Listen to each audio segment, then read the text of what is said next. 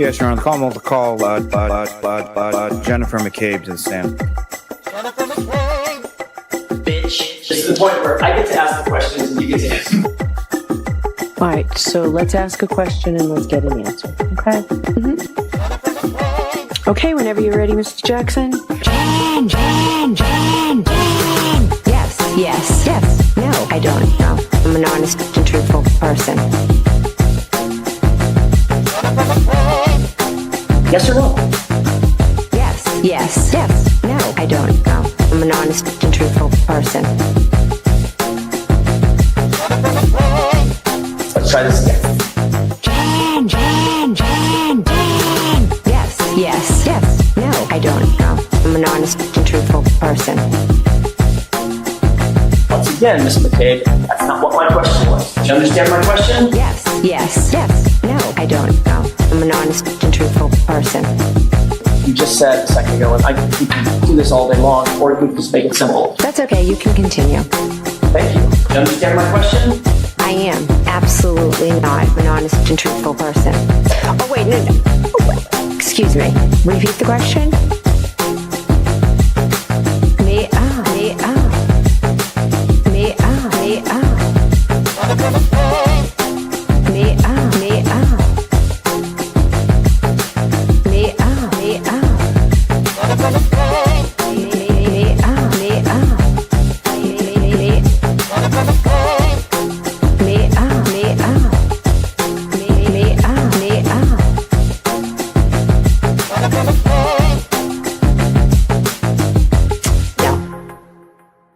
Welcome to the Weekend Live Show.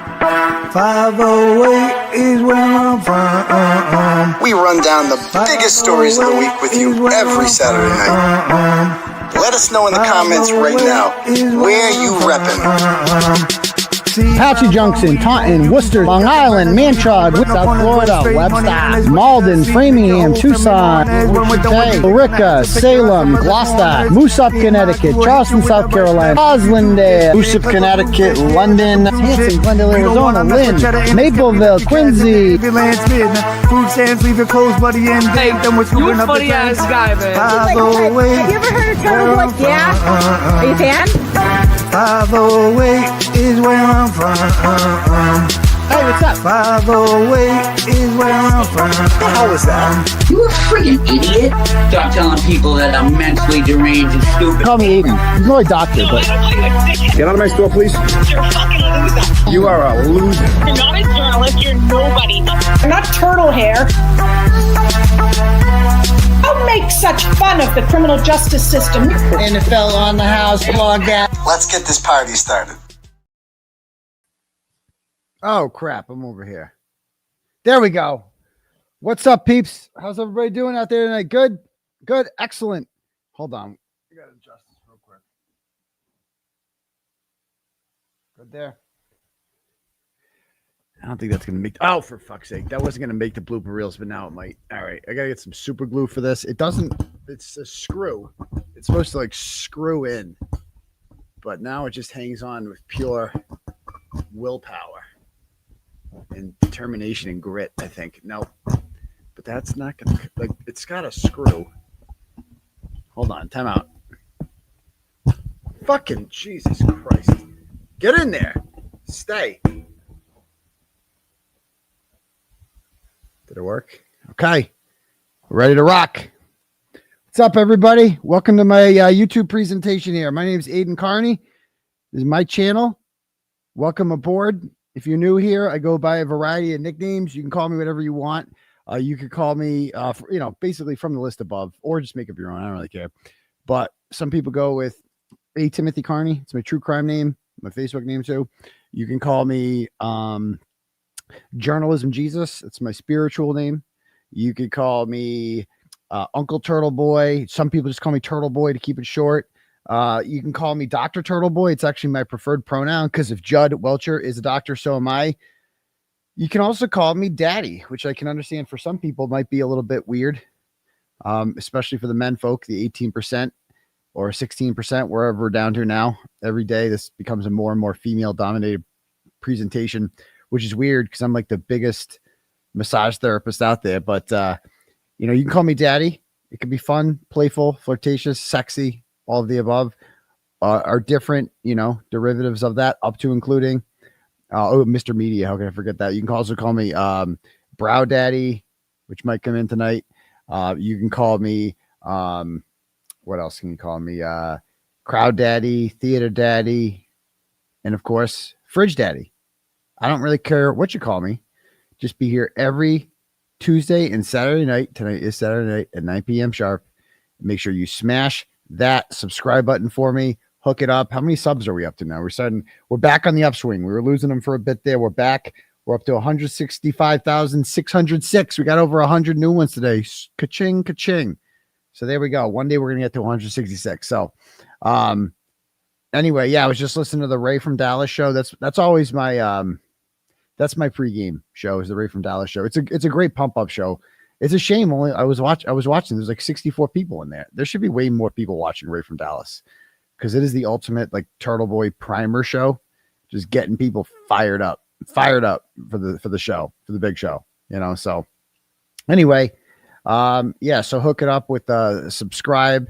You know, you can join as a member. You got the green members now. Oh, we got some members only content now too. So I did this interview a couple of years ago, 2 years ago exactly, with the first documentary company that I signed with. We did like a 3-hour interview, and I've held on to that footage and never aired it. And I'm like, you know what? Let's just put it on freaking members only. So yeah, go join members only. You get a green thing there. You get to use cool emojis no one else gets, and you get content that no one else gets. So let's see here. What else was I going to look at? I was just going to look at something on my phone.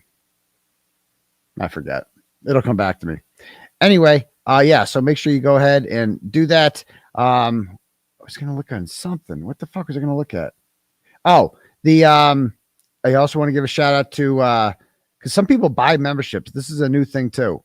So shout out to the people that like bought memberships, including, let's see, who was it? Che Bene. She gifted 5 memberships last show. So I appreciate that. All right. And, you know, we got all new emojis, surprise videos now and then. You never know. We're learning this whole like membership thing, but yeah, feel free to join. It's cool. You get to have a green thing. All right. Anyway, all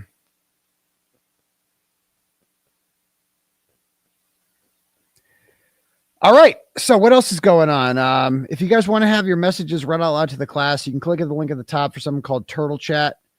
You can write whatever you want, say whatever you want. I'll read whatever you write pretty much. Although I will have like disclaimers from time to time saying this is the opinion of Turtle Riders, not necessarily my opinion. Okay. You know, you can also, yeah, you can do that, or you can cash at me at $ Uncle Turtle Boy. We could do it that way. And hopefully you guys watch some college football today. Not many good games today. A lot of blowouts. Notre Dame 70-0 at one point today. 70-0 over Syracuse. Remember they had Donovan McNabb, Marvin Harrison, Chandler Jones. Like, I feel like they used to be like a real school, Syracuse. They're not relevant in basketball now. They suck. They suck. Everybody murdered everyone today. Texas A&M, Ohio State. Everyone was just running train on everyone all day long. I don't know if did anybody get the USC game was the only one I thought was half interesting or half important. That was like the only one. I don't know if there was a final in that one. Can anybody give me that one? The USC Oregon. That was the one I was keeping an eye on. That one matters. Fucking Oregon one. God damn it. Could have used that one. All right. Anyway, Pats are back tomorrow. What team are we beating tomorrow? Oh yeah. Who the hell? We're beating somebody crappy. Who are we beating tomorrow? Why am I having a brain fart? The Giants are next week. We're going to beat them next week. This time we get, hold on. Why am I brain farting right now? Hold on. NFL scores. The Bungles. Yeah. And no Burrow. So we're back. We'll be fine. No Jamar Chase. Beat them. Then we'll beat the Giants. We'll be 11-2. Go into the bye week fresh, bring in the Bills. Think of how big that game is going to be. That's for the division. We win that game, the division's over. We win the division, and we get the 1 seed. So let's fucking go. And then we get to ruin the Ravens season. 15-2. Why the fuck not? That's what I say. Why not? All right, cool. But anyway, guys, let me start off by reading some turtle chats. Let's do this. We're going to have our special guest on tonight, our friend Kresha. She's the niece of Lori Vallow. She is the daughter of Kay Woodcock, who has been front and center at all of these various Lori Vallow trials, of which there have been many. I don't know if has there been more Lori Vallow trials or Adelson trials? That's what I know. Technically, there's been 2 Adelson trials, but I count the Katie McDonough trials. Those count too. Those are Adelson trials as well. So I don't know which one's had more, but there's been a lot of time in court with these people. So let's read some turtle chats to start, shall we? Here we go.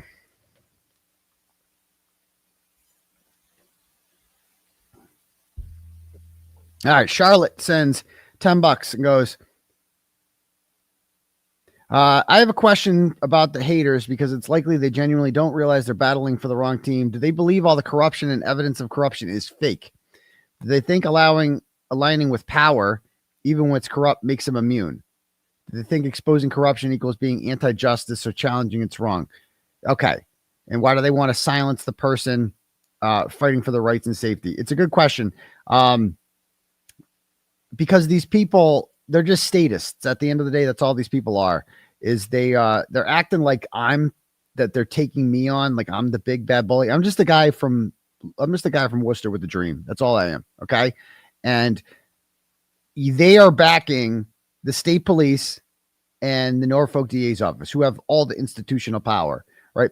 So they're acting like, oh, they're standing up to the bully. No, you're with the bully. I'm just some fucking guy. I'm just a guy with an internet show at a dining room table. That's what I'm doing right now, out in Holden, suburbs of Worcester. That's it. Right. And, so you're out there simping for a corrupt government. And, they would say, well, about like the corruption thing, they go, do they believe all the corruption and evidence of corruption is fake? Well, they don't consider it corruption. They don't consider Michael Proctor in his text messages they don't consider any of that corruption. Oh, it's just boys being boys, just boys being boys. No, the corruption is not searching the house. That's the corruption. The corruption isn't Michael Proctor saying that Karen Reed leaks poo. That's not corruption. Corruption is when they don't search the house when there's a dead body on the front lawn, but they do search my house because I make comments on a YouTube show. I can't emphasize how ridiculous that is. Right? They searched my house and got a warrant from a judge, but they didn't even because of comments I made on my show, but they wouldn't even apply for a warrant when a dead body was on Brian Albert's front lawn. Wouldn't even apply for it. Like, that's what corruption looks like. Corruption looks like Michael Proctor being offered a gift from Julie Albert on the day that Karen Reed is arrested, because as a thank you for not interviewing and questioning her son Colin or following up any other leads. That's what that was a thank you for, nothing else. And him replying, give it to my sister, or give it to my wife instead. Give it to my wife. I'm sorry, ex-wife, right? Give it to her. That's what corruption looks like. By the way, Michael Proctor was out at a hockey practice today. Somebody sent me pictures of him there. You guys see this picture? I do love this for them, that this is wherever they go, you guys might have seen this.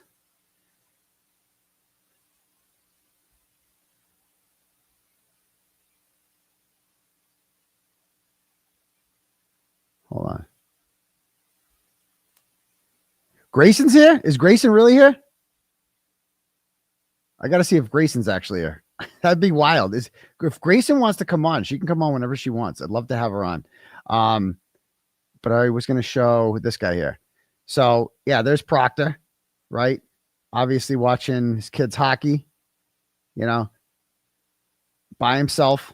And he, like, wherever this guy goes, everyone must just point at him and be like, there's the douchebag. There he is. Look at that guy. Look at a scumbag he is, everywhere. And I love that for them. I love that this is everywhere. We're going to get to later in the program this hilarious GoFundMe thing that they've started for the witnesses. I don't know what they need to GoFundMe for, but we're gonna get to that. We're gonna get to that. So anyway, let's read some more Turtle Chats. Next up, Susan sends $10 and goes, "Can you sue Krusty for defamation?" Right? She's likely getting desperate since the McAlberts are getting sued. We know you'd never go back to fake victim. And she says, after you put in jail and took you away from your sweet babies.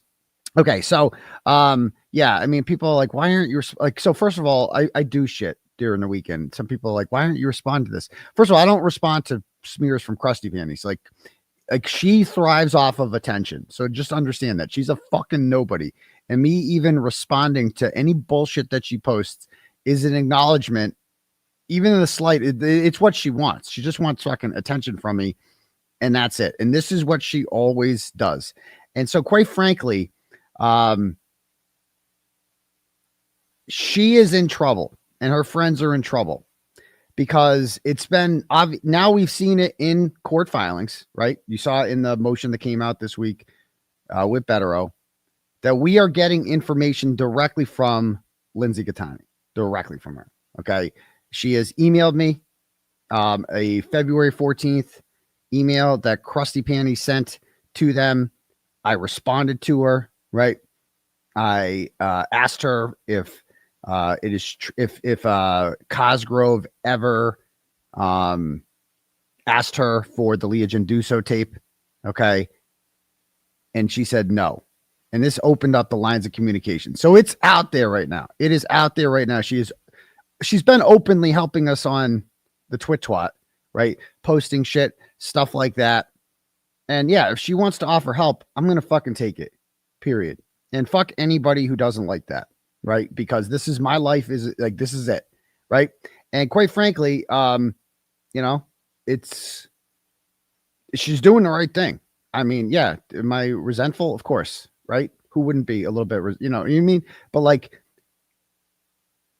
all this is from Krusty is just her freaking out. That's all this is. Her freaking out. She's losing her mind. She doesn't know what to do. So she's attempting to, she knows what's coming out. She knows what's coming out. And she knows how bad it is. And let me tell you, it's bad. It's really fucking bad for Jennifer McCabe. Really fucking bad for Jennifer McCabe. Like, as bad as you get. Okay? And she knows that's coming out. And the only way that she can help kind of try to put a Band-Aid on this massive gash that they're about to get, right, is by attempting to smear us. That's it. That's all this is. This is just her desperate attempt to do damage control because she knows what's coming next. She's not stupid. She had a relationship with Lindsay for like a year and a half. They talked all the fucking time. They texted all the time. Jennifer McCabe texted with them all the time. They have group chats, Discord messages. It's a fucking goldmine in her phone. Okay? And Krusty knows what's coming, and she knows it. And this is just her last ditch, desperate effort, right, to mitigate the damage of what is about to come out. That's all this fucking is. That's all this is. And when it comes out, you will understand just exactly why she is attempting to delegitimize what's coming out. Okay? So you'll see. You'll see. So, I mean, I did see some of the comments. People are like, why isn't he responding to this? Bitch, you think I'm going to respond to this fucking retard? She lost 2 of her kids. She's a pathological liar about fucking everything. If I sat on fucking line and corrected all of the lies that fucking Krusty Panty said about me, I'd have no time to get anything done all day. Nothing. So that, like, are you guys out of your fucking minds? That's it. That's it. Right. And things are being done through lawyers, mind you. This is not like, let's make a deal, you and I, right? We're doing this the right way. All right. We're doing this the right way. And there it is. So there it fucking is. And you know what? Will I ever, you know, like, people have, you know, that's my cross to bear. How I want to view this person moving forward, that's my business. Nobody else is concerned. Okay. I will deal with that privately. And for now, Option number one, make these fucking charges go away. Make the fucking charges go away. That's it. So there we go. Anyway, what else do we got? Not a housemaid, but a house defendant sends $10 and goes, Jessica Hyde claimed that only 200 calls were accessible from a Celebrate extraction report of a phone. Have you confirmed this with your own expert? That's a good question. If it's true, it seems like Jen could have made a lot more calls that night, possibly around the 2:27 Google search time she made. It lines up too well with the 2:20 a.m. ass dials between the Bryans. It's possible she made more calls. Or am I in crack? I don't really understand your question. I don't understand your question, but I do want to learn more. I find it very convenient. 200 calls. That just disappeared. By the way, that didn't come up. Was that testimony given in the first trial? Maybe it was. I don't ever remember hearing her say that. I don't ever remember hearing her say that. So, all right, next up. Mr. Dickhead sends $10, goes, keep up the good fight. And Denise Galvin is a cunt. Yes, she is, with a really bad haircut. Shame on your stylist, dear. Peter sends $10 and goes, zoom, go Oscar Piastri, 5th on the grid at the Las Vegas GP today. Okay, go Oscar. Patricia sends $5 and says, love you, Turtle Boy. I love you too, Patricia. You're the best. Thank you. Stupid April. All right. Love Stupid April. She says, hey, daddy, fridge update. She loves the fridge shit. Based on your expert advice, I tried vigorously shaking it. I even yelled daddy, like you said. It lit up briefly and sprayed water at me and then powered down again. Any other tips? You're a bad girl, April. Stupid April. You're bad. Just your fridge ain't going to. Just wait for me to get over there. I'll fix it for you. Okay, stupid April? Behave yourself. Your fridge is never getting fixed. Next.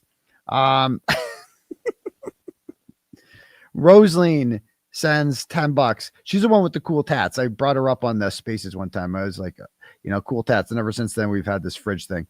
Okay, next up. We have Rose, and I'm going to bring Kresha is going to be coming on at 9:30.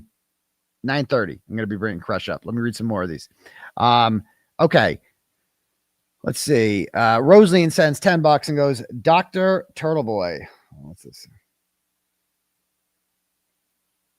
Dr. Turtleboy, hello. I remember Cosgrove told the judge regarding the 2024 indictment that he, Kazi, was conflicted off, and so was the DA. So he didn't know who would respond. I was wondering if this is why they are not responding to your motion to dismiss. Since everyone on that side has a conflict with your case, no one can respond. It's dumb, but it's them. Thoughts? That's wishful thinking, Rosaline.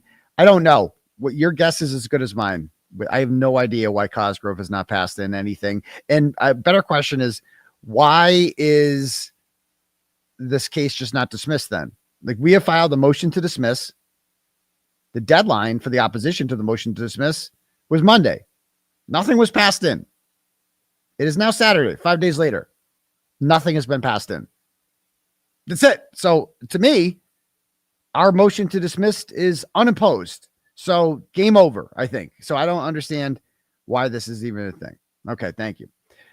John sends $100. Thanks, John. It says, Doc, please forward to your bitch, Mikey Crawford, $20 for dog wee-wee pads, $20 for shampoo, $20 for a diary to write daily how happy he is, and $40 for a down payment on a set of balls. Peace out. Sorry, I'm not giving him any of that money. I'm just going to keep it and like buy pizza or something. So I appreciate that, John. You're the man. Thank you. Damaris sends $10, goes, hey, Dr. Daddy, first ever live, 2 a.m. here in England. God bless you. First time I watched you, I was in shock and horror at the cunts flying around, but you're hilarious. And now I'm a turtle rider too. Free Turtle Boy. Thank you. I'm an acquired taste, Damaris. I'm an acquired taste. So I appreciate that. Let me read some. Let's see. Okay. Let me read some cash apps here.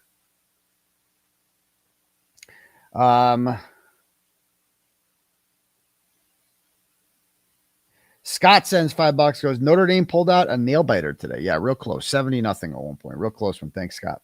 Carly sends $5 and says, okay, to get a disclaimer does not speak for me. Okay. It says Kayla Churchill is a talentless, slimy cunt. That is not my words. That is Carly's words. Kayla Churchill is a person who I have written about positively before. She went into her kid's school and raised a good issue, I thought, with school safety, and got charged for it over some bullshit. Like she was, she brought up the fact that the school doors were like unlocked and anyone could just walk in with like a gunman could just walk in with a gun. And so she filmed herself just walking into the school and just walking around to like raise awareness to the problem. And she got charged. So I wrote it. First time I wrote about her, it was really positive, and I like Kayla. However, she does not like Jessica Machado, and it's over like politics, basically. Like they're both members of the Mass GOP, and one of them believes the other is not significantly, sufficiently conservative enough. And it has resulted in some smearing, right? With, using clips of stuff that has been played. And the issue at play is that the clips were put together by Krusty Panties. So she's seen as endorsing Krusty Panties, but I've talked to both of them, and, I like them both. So I don't like to get involved. And I told them, I'm better friends, obviously, with Jess, but I know I have nothing against Kayla. She's done nothing to me. So I have nothing against Billy. I hope they settle it. I hope it's just politics. Politics is ugly sometimes. So hopefully it's not a big deal. We'll see. But anyway, back to this. Barry sends $24.90 and says, Fighting Irish today, 70-7 beatdown. I know, Barry. It's a great day. Thank you. Lisa sends $10, goes, love you. Charges will be dropped XO. I certainly hope so. I don't want to be out on bail anymore. I'm tired of this being on bail shit. A few more here, and then we'll have Kresha on. Jana sends $10, goes, for the love of God, tell me you're not hooking. Jesus Christ, guys. I mean, this is a fucking absurd. Stop getting your fucking news from Krusty Panties. Jesus Christ. I mean, really? We're even fucking addressing this? It's fucking Krusty Panties. Stop it. Stop it. Thank you for the $10. GA Hello Kitty sends $10, goes, go dogs, sick 'em. Yeah, and by the way, I did it while I was fucking live streaming a fucking Jets Patriots game, because that makes a shit ton of fucking sense. Oh yeah, remember she was in it too? Remember that? Oh yeah, that makes fucking ton of sense. Jesus Christ, people. Grow up. Christina sends $25, goes, I've been homesick all week with the virus, but listening to old episodes, and your laughter is the best medicine. Well, thank you, Christina. I'm glad that I can help cheer you up. I appreciate that very, very much. Next. Let's see. Cindy sends $20, goes, hi, Aidan. Just checking in from Syracuse, New York. I have to say something. Carmelo Anthony. So there's that. You also could have said GMAC, Devendorf, Boeheim, a lot of Hakeem Warwick. A lot of great players went to Syracuse. Just not lately. So I appreciate that. I mean, he was really cool like 25 years ago. So there's that. Next. Cyber Chick Boston Tuppa sends $50, goes, shout out to great independent journalists like Turtle Boy and Jessica Machado. You play a critical role in bringing awareness to untold stories. Thank you. Well, I appreciate that, Cyber Chick. Boston, I think I saw you were you on Justice stream the other day? You're on someone's stream. It was good. Whatever it was. Thank you. Next.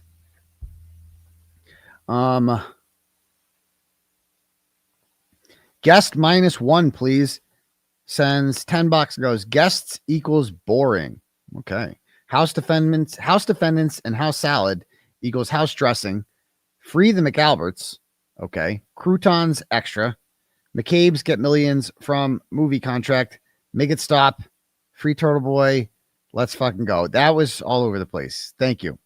Bobbi sends $10 and says, I fully supported Karen in her trials and believe she's innocent. However, from the very beginning and still today, I think she comes off as an alcoholic. Oh, loudmouth.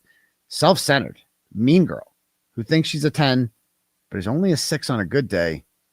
Go Buckeyes. Ooh, don't say go Buckeyes, but I don't think she's I don't really, the looks, whatever, like I'm not really not being a massage therapist. So I'm not here talking. No one's going to deny that Karen Reed is an attractive woman. Like there's no doubt about that. I'm not going to deny that. I've never once would ever suggest anything like that. however, alcoholic, I don't see no signs that she's an alcoholic. She likes to drink like just like any other person. Like I think that like when she goes out socially, like she likes to have a cocktail or two. An alcoholic is somebody that just can't control their drinking, all day. So I don't think she's an alcoholic. No. Loudmouth, I don't think she's shy and or afraid to say what's on her mind. That's for goddamn sure. But I don't know if that counts as a loudmouth. Self-centered. If we're being honest, I mean, that'd be the hardest one to argue against. And mean girl, she can be, but not too mean. Like she's not like a horrible person. I don't think Carrie's a horrible person at all. I just think that she's got, she hasn't handled this well. Let's just put it that way. She hasn't handled it well, like in the immediate aftermath of, and Karen Reed has damaged her own reputation more than anyone has. I mean, that was the whole thing with me. It was like, she was all mad at me. She's like, your followers are they all hate me, and you're making people hate me because you tell people that you went to jail because of me, and you don't do anything to correct the record. It's like, first of all, nobody hates you. Okay. And, secondly, it's like, I didn't make people like, you went on Howie Carr and he asked you, is there anyone you'd like to thank? And you said, yeah, I want to thank you, Howie. And people were like, what the fuck? And I didn't make people say that. You did.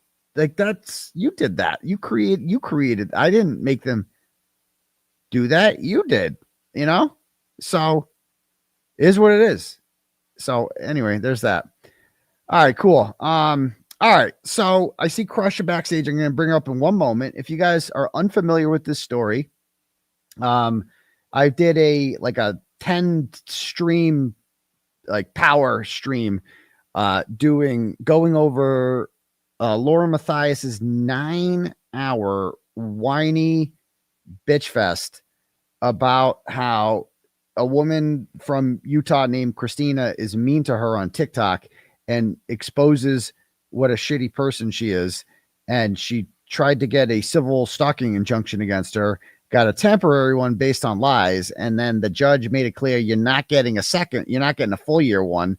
And so in order to avoid a loss that was going to be filmed by Law and Crime, she did her own 9-hour stream crying about it. Right. And then on top of that, after it went horribly wrong, right, and everyone was like, what the fuck? That was after I did my thing kind of exposing her. At first, when it came out, most people were like, wow, that's so messed up. Like Duty Ron is just like, oh, Lauren Matthias, how can I kiss your ass a little more here? Oh my God, are you okay, dear? Would you like a moist towel? Are you going to be okay? Captain Duty Ron Save-A-Ho is here going to protect your feelings. Everybody be nice to Lauren Matthias. Oh, then stop making fun of her eyebrows. Okay. And then, I came along and I watched it and I had a completely different interpretation of it. And it turns out that message resonated with a lot of people. And it turns out she's been a mean girl to not just me, not me. She's been kissing my ass, quite frankly, but because she said like, oh, Turtle Boy, great work on the Karen Reed stuff, as if that's going to get me to stop. It's not going to work. I accept your compliment, but I reject your attempt to censor me. Okay. And as it turns out, she's been not only mean, like to like this Christina person to bully them, but also to like the families of victims in various cases who she attempts to get close to in order to like make herself more important. Remember, this is a woman who said that she canceled her or left her dying brother's side because she had to go to the Lori Vallow trial and like sit with the family of Charles Vallow because they needed her there or something. I don't know. And it just didn't go that well. So apparently she has been in some trouble. She's been having some issues here with Kresha. So Kresha is the and Kay Woodcock. Kay is the sister of Charles Vallow, okay, who is one of her many victims. The father of I believe both children that were killed by Chad Daybell and her. And then also, so this is her This is Kay's daughter. So this would be the cousin, I guess, of Tylee and JJ. Right?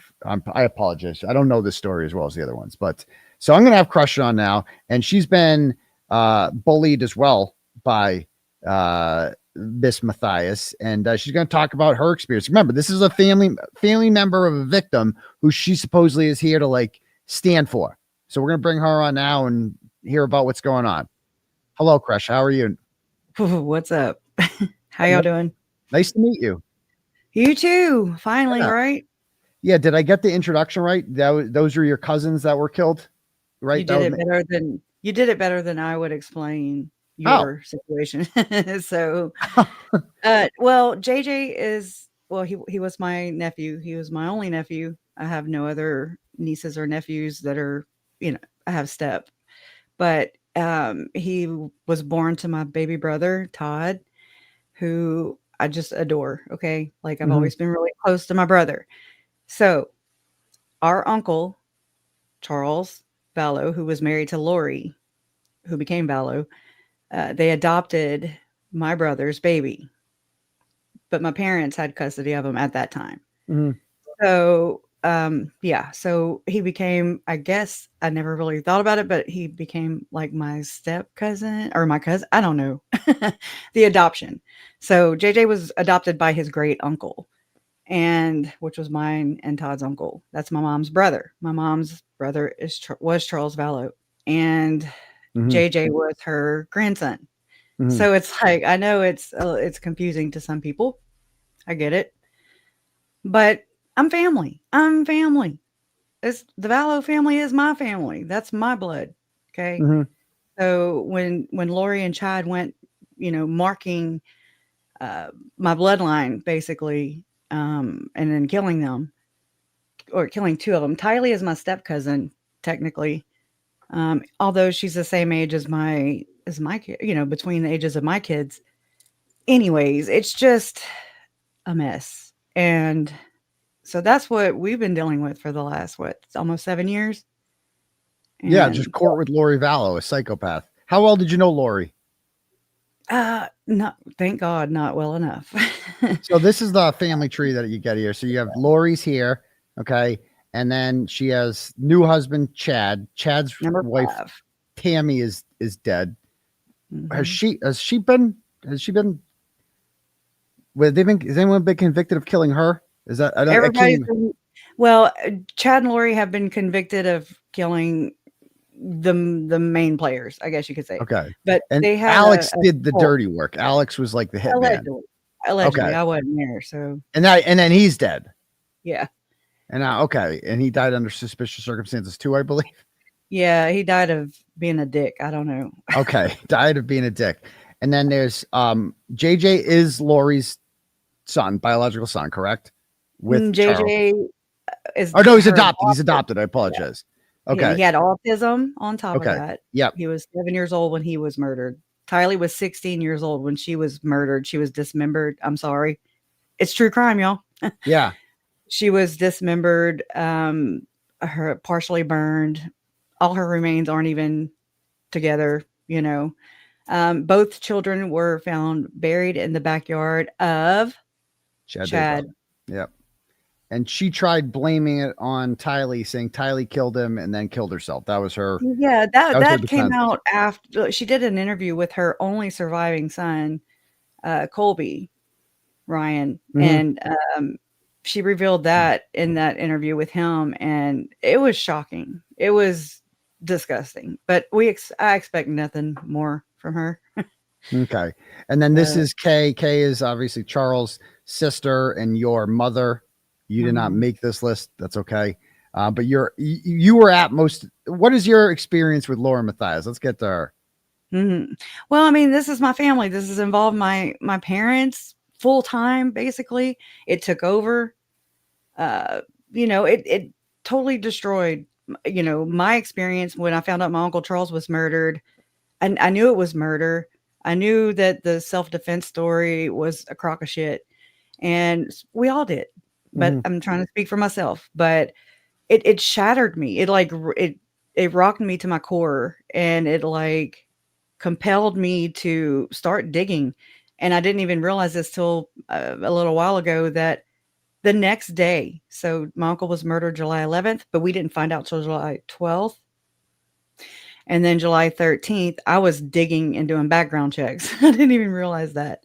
So I was digging into, what is this cult? What are you talking about? What's a cult consist of? How many people are we talking about? Who's all crazy? Well, anyways, if I can just kind of break away from that there and just say, okay, well, since that time, I've been asking, what about the rest of them? What about the rest? Where's the rest of them? Where's this cult? Okay. And some people chalk it off to it being the church that they belong to at the time and still, which is the Church of Jesus Christ of Latter-day Saints. Okay. It's the LDS Mormon Church. And, or they chalk that off to being the cult, or it's just the core group of people around Lori and Chad at the time. However, Lori and Chad are the only ones that are behind bars. Mm-hmm. My thing and my question still is, what about the rest of them? Because this belief system has been scapegoated onto Chad and Lori. And it's not. That's why I think we're seeing what we're seeing with Lauren, in my opinion. What does the Lauren have to do with it? The same like-minded behavior, like the same mentality, the same kind of justification of doing things and blaming people, being a victim, playing the victim all the time. So you think this is endemic of all Mormons? Oh yeah. Well, really? At least right here in this one. Yeah. In this I call it the Mormidor, because it's like, the Bible Belt, but the Mormidor, which is all the way from Mexico to Idaho. We don't have many Mormons around here, so I can't really. Me neither. They done ran off. So Lauren Matthias advertises herself as kind of like a advocate for victims. She said she had to leave her her brother was in a coma. The guy that she got, well, after he died, she got some semen out of him. She said she was allegedly. She said allegedly. There's nothing normal about that. But while he was still alive, she left his bedside to be by in the court.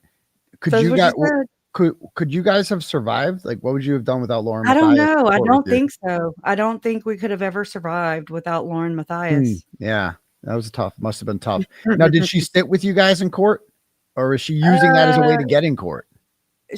More of a name dropper, in my opinion. Like, that's what it's felt like to me. And, there were times whenever I would be watching her live streams. Okay.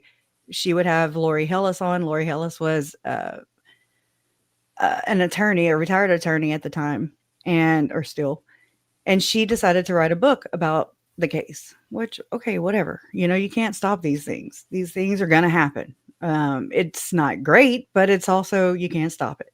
Mm-hmm. I'm not a control freak, but I'm going to stand for the rights of my murdered family members and for my family, period. But I noticed that I was doing some research into like the ceremony called the second anointing, which is a secret or whatever sacred ceremony that there's not much literature out there or scripture or whatever about this ceremony. And what it looks like to me is they basically exalt a couple who take part in it.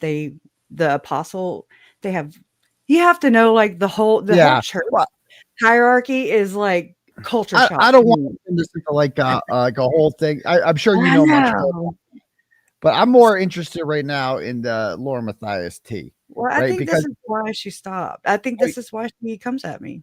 Oh, you think so? Because so this is what is this? You sent me this. What is this thing that I'm looking at here? This is so the initial one. Okay, so me and my mom, actually, I went live on October 26, 2025, and did a live stream where I brought my mom up, and then this woman named Aidan Reese, who was also derailed and ran off the platform. Yeah, I saw her stream. Mm-hmm. She's the other part of the story.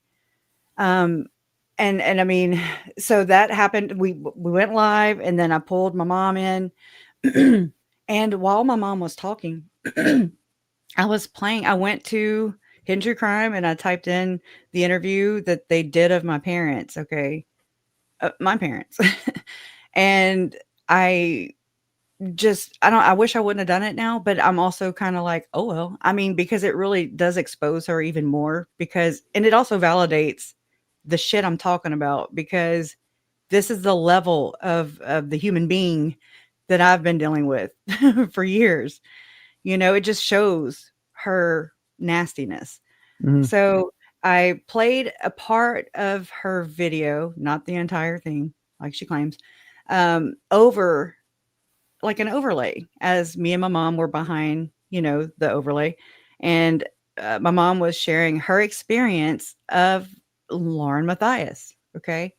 So Lauren, I mean, before I could even wake up the next morning and find out, and go look at my views and go monetize it wasn't even monetized. Okay.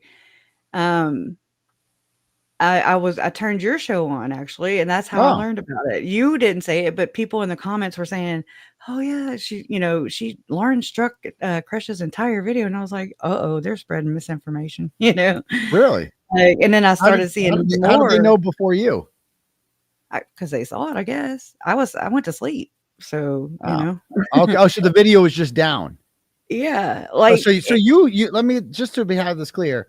So she streamed, or you streamed on your channel of portions of her interview of your family. She got me for a 17-minute and 42-second clip. Did you comment on it? It was playing and my mom was talking behind it. Isn't that fair use? Isn't that, aren't you One would think. And did you appeal it? Did you appeal it? Yes. Did you win? I did. Well, no, because Lauren's doubling down. Okay. I sent in, I got the copyright. That's what this is. This is the title work. The second part, like Larry the first Woodcock part, breaks down over JJ Vallow's murder, an interview with Kay and Larry Woodcock. That's what they're talking about there. Yep. Okay. And Larry is Larry Kay's husband? Mm-hmm. He's that's your father. Stepdad, okay, my dad, stepdad. Yeah. Okay, you're gotcha. Okay, cool.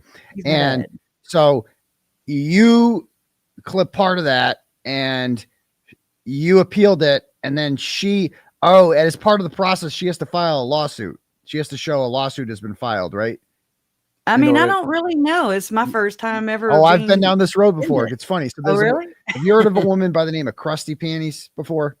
No, just through you. Okay. So Krusty Panties back in 2020, she wanted a video down that she did a false copyright on me. And then you're like, you have a chance to come back and be like, I dispute this. And so I disputed it. And then the burden is then on them to show that a lawsuit has been filed for copyright. And she submitted a fraudulent, forged copyright complaint. She took an existing 2013 complaint in federal court for copyright and put her name and my name on it, and then submitted it to YouTube, but she forgot to change the docket number.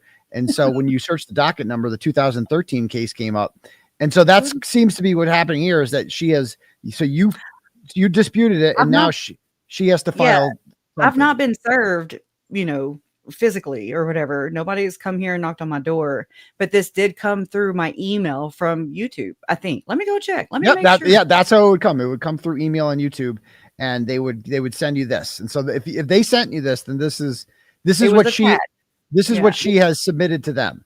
So this is what she has submitted to them.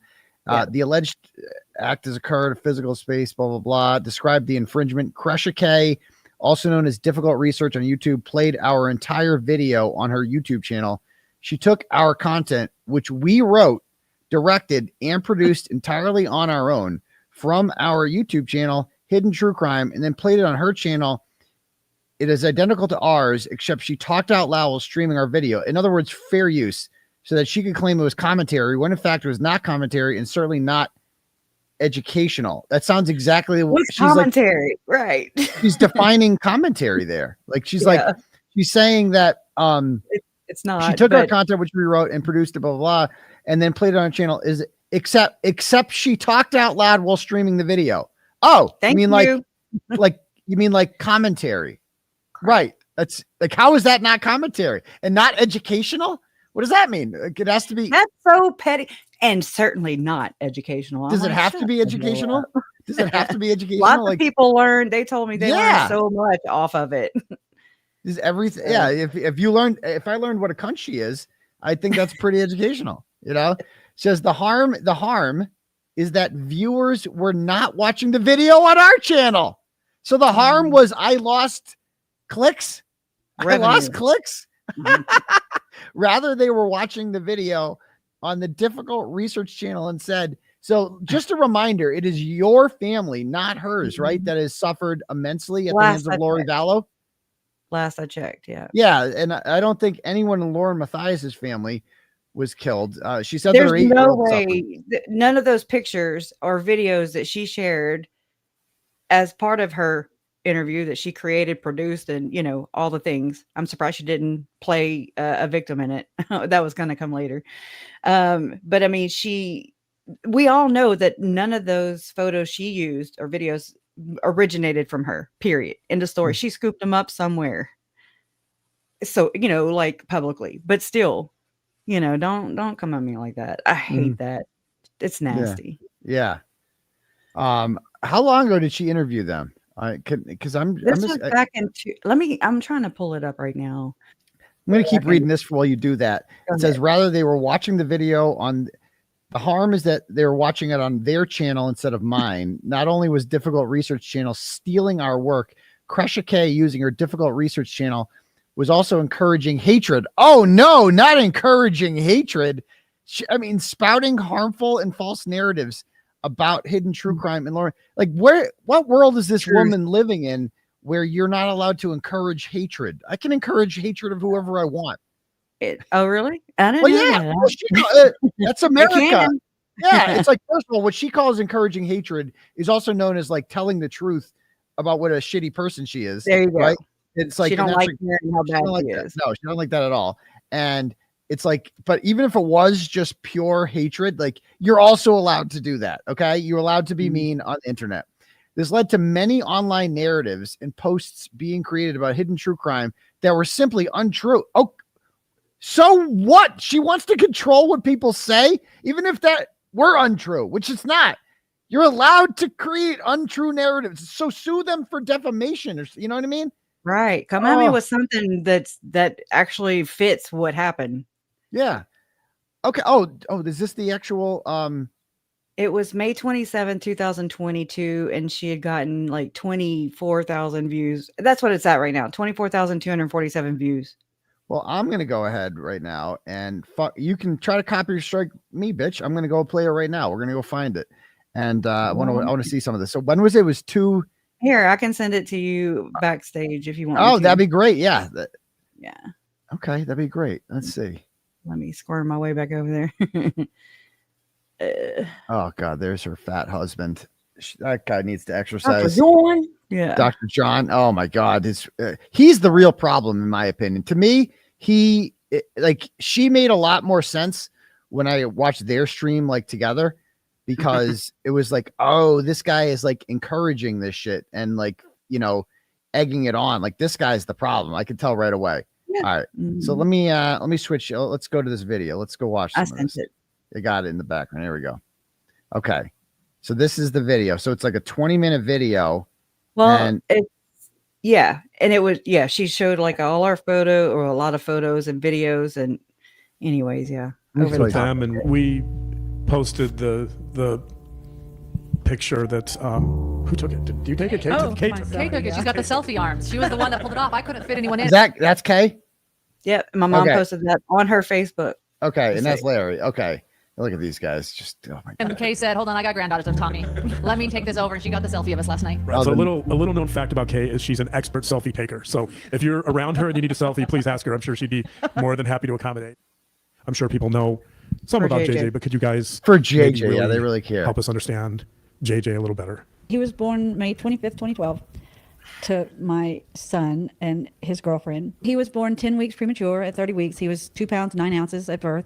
He was in the hospital for 6 weeks. the social worker called and said that she was given our names, and she asked if we would take them in. And of course I said yes. And I did that without any input from Larry. I went home. I went home before him, and I called him and said, okay, you've got to come home. We got to talk. And so when he got there, I had a bottle of his favorite scotch sitting on the table. What? Look at what? Whenever, because look, I took the part that she clipped, and I've been trying to make overlays to it so I can put it out there so she can't silence my mom. Okay. So, but I haven't published it yet, but just rewind just a little bit. And she zooms in on my dad's nervous any input from Larry. Okay. Went home. Right here. I went home before him, and I called him and said, okay, you've got to come home. We got to talk. And so when he got there, I had a bottle of his favorite scotch sitting. So she's zooming in on that on purpose? Very invasive to me. Like, it's very invasive, just like she does. I've noticed in hindsight now that like whenever we came out of the courthouse for Lori's sentencing back in July 2025, we come out and she's under this canopy or whatever that was put up by somebody else, which was, I don't know if y'all know, but like she calls it the hot mic moment or whatever, where she caught somebody on a hot mic. I think that was planned too, if you want to ask me. Oh, she was on the hot mic. She was like saying something about your family. I don't even know. It doesn't even, it's stupid, whatever it is, but it's just like planted there. Anyways, so I'm walking out of the courthouse, and the only refuge to go to is this canopy. And, for shade, it's hot. Damn, July in Arizona. And so, like, I'm trying to adjust my eyes as I get under the shade. And she's sitting huddled up next to Grayson, and still under the canopy, but further back towards the edge of it. And she takes her camera or phone or whatever, and she's like, "Oh, you don't want to be on camera? Oh, okay." And I'm just like, "What?" I mean, because I'm still just trying to figure out what the hell's going on, and you know what I'm saying. Get out of the sun, and anyways, I'm looking for my fiance still at that time. So to me, it was just very odd, very weird how she did that. But so I noticed on that, where going back and reviewing it, other channels, are reviewing it, and she zoomed in on people, on victims' family members, my family members, as they're coming out of the courthouse, like we're some kind of specimen or something. But it's like the zooming in is just so trashy and invasive. And anyways, it's just something it's I noticed. Exploitative. It's exploitative. Yes. And it's like, it's not genuine either, because she wouldn't be filing these copyright strikes if she actually gave a shit about you guys. While she's claiming to be less, what is it? What is her excuse? Re-victimizing of victims. Re-victimizing victims. Re-victimize. I'm not going to make the victims be re-victimized. I'm not going to do that. Bitch, that's all you do. Like, strike. Meanwhile, like, you're making your whole content like a horrific murder of a 7 and 16-year-old. That's like as bad as you get. And you're like, this is what I'm going to basically make money off of. Which is, I mean, people make, it's not a crime to like be a reporter and report on, the murder of so somebody has to report on that. It's important stuff. But like, she acts like she's like this essential cog for victims. Wholesome. Exactly. Like her. She didn't leave her dying family members at both of their, I don't think her mom passed away yet. What's with the beef stick here and like the wine and the Jameson? I'm sure that was maybe, I don't know who bought it. That's but like, I'm talking about the beef, the beef chopped up. It looks like in the cheese, like beef. I don't know. I can't imagine your parents like this was their idea. This seems like a Dr. John ambiance addition go to to Costco, it. grab some stuff. Yeah, right. Let's play some more. On the table with a glass with ice in it. I didn't know if she was kicking me out or said I'm dying of cancer or what. But you were prepared for anything. I was prepared. I was open to it, whatever. And she said, best I can remember, we're going to have a baby. I accepted that without talking to you, but if you want out, I understand. And I thought about it for about half a second. And I said, why wouldn't I not be part of this? I said, absolutely, let's do it. And at that time, Kay and I, we didn't refer to JJ as JJ. His name was Canaan, and it's a beautiful name, and I love that name. So we went to the hospital, and we got Canaan, and it was like I'm a daddy. And Kay, they wheeled her out in the wheelchair, and she got into the vehicle with us, and she had this baby, and it was like, oh my God, deja vu all over again. What about her God? Yeah, and that was my. So can I ask, I'm a little confused here. So they were the parents of JJ? Like they were? Okay. No, but they complications, I guess you can say. JJ was born premature. Well, Kanan was born. JJ, for confusion's sake, JJ was born with drugs in his system, so automatically it stripped the rights of my brother's long-term girlfriend, JJ's mom, and then my brother just so happened to have some old charge or whatever. They arrested him, and so he was in jail at this very time, and it was just like, holy crap. And so while he was in jail and Mandy had lost her rights, they became temporary guardians of JJ. And but Charles was the adopted father of JJ. Okay. Okay. So Lori too. But they didn't. I mean, not. But Kay it sounds like Kay adopted. Kay and Larry. I don't really know. I haven't even been able to get to that yet. Okay. It's just because all this other crap happened, and before that, I just really wasn't at the top of my list. So yeah, they're playing the whole thing about JJ here, and the sappy music. He had the whole. I wanted so much his potential. Okay, because of a self-serving mother. This is such a tragedy on so many perspectives. JJ's message. Such an opportunity. So this is all about to be probably one of their story, the happiest moms that could be. So this is just her monetizing someone else's story, basically. So it sounds like they're doing most of the talking in this video. They're talking about JJ because I felt like JJ's potential, a great young man. Okay, what if we were able? I'm just going to click on various portions of this and see who's talking, because I'm making a point here. Well, I have to think about that. I think that them courage. I had to teach them. I had Mr. Larry taught me Larry, that. yeah. Larry. Is he crying? No.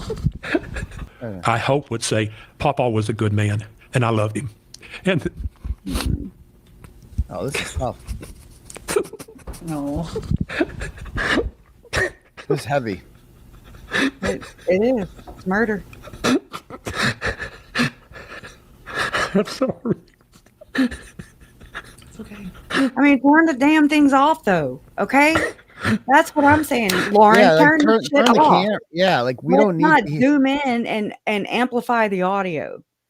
Yeah, that's we don't. What I'm talking about. That's exploitative. And so when you covered this stream, right? You shared. You're doing what I'm doing right now and sharing it. Audio. Oh, no audio. None.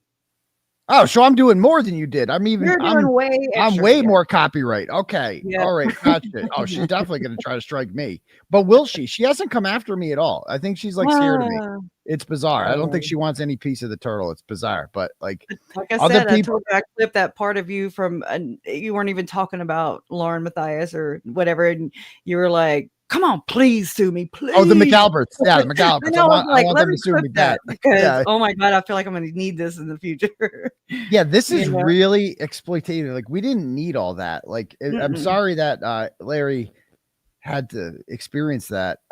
But even airing that just seems dirty. It just seems exploitative, Mom is in the chat, by the way. Yeah, she is. Okay. How does she feel about all this?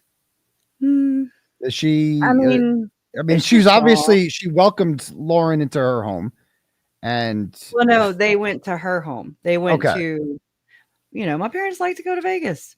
It is what it is. Yeah, but they obviously had a decent relationship with her at one point. No. Yeah, and I actually tried to warn my mom about Lauren and Lori Hellis at that time, while we were in Rexburg, Idaho, for one of Lori's. I think she had just became, I think this is the right one. She had just became competent. Okay. And so finally, she gets to be read her charges and anyways, And I tried to tell my mom, but I mean, it sucks because it's like I didn't have concrete evidence. It just seemed like some bullshit was going on. And I mean, again, I'm dealing with murders and all this stuff. My parents are dealing with murders and all this stuff and the losses and everything else, you know? And I mean, you're just trying to breathe. You're just trying to freaking take your next breath. But you have all these little bitches in the background who are sitting there orchestrating things and possibly jeopardizing a case, you know, where the defendants walk free. How are they jeopardizing a case? Well, I don't want to pounce on this part too much because it still is an appeal issue if you think about it. And so I'm trying to stay away from it. Okay. But I mean, it could possibly be where. Does your mother want to come on, by the way? Is that something she's interested in? She said no. She told me no. But I mean, she's more than welcome. The invitation is open whenever she wants to. So, but I feel I never want to speak for her. Just know you're that. right. So. Well, if she wants to come on, feel free to extend the invite to her. But yeah, so let me play some more of this and just so this is. I'm just gonna again jump to again the crying part. Like,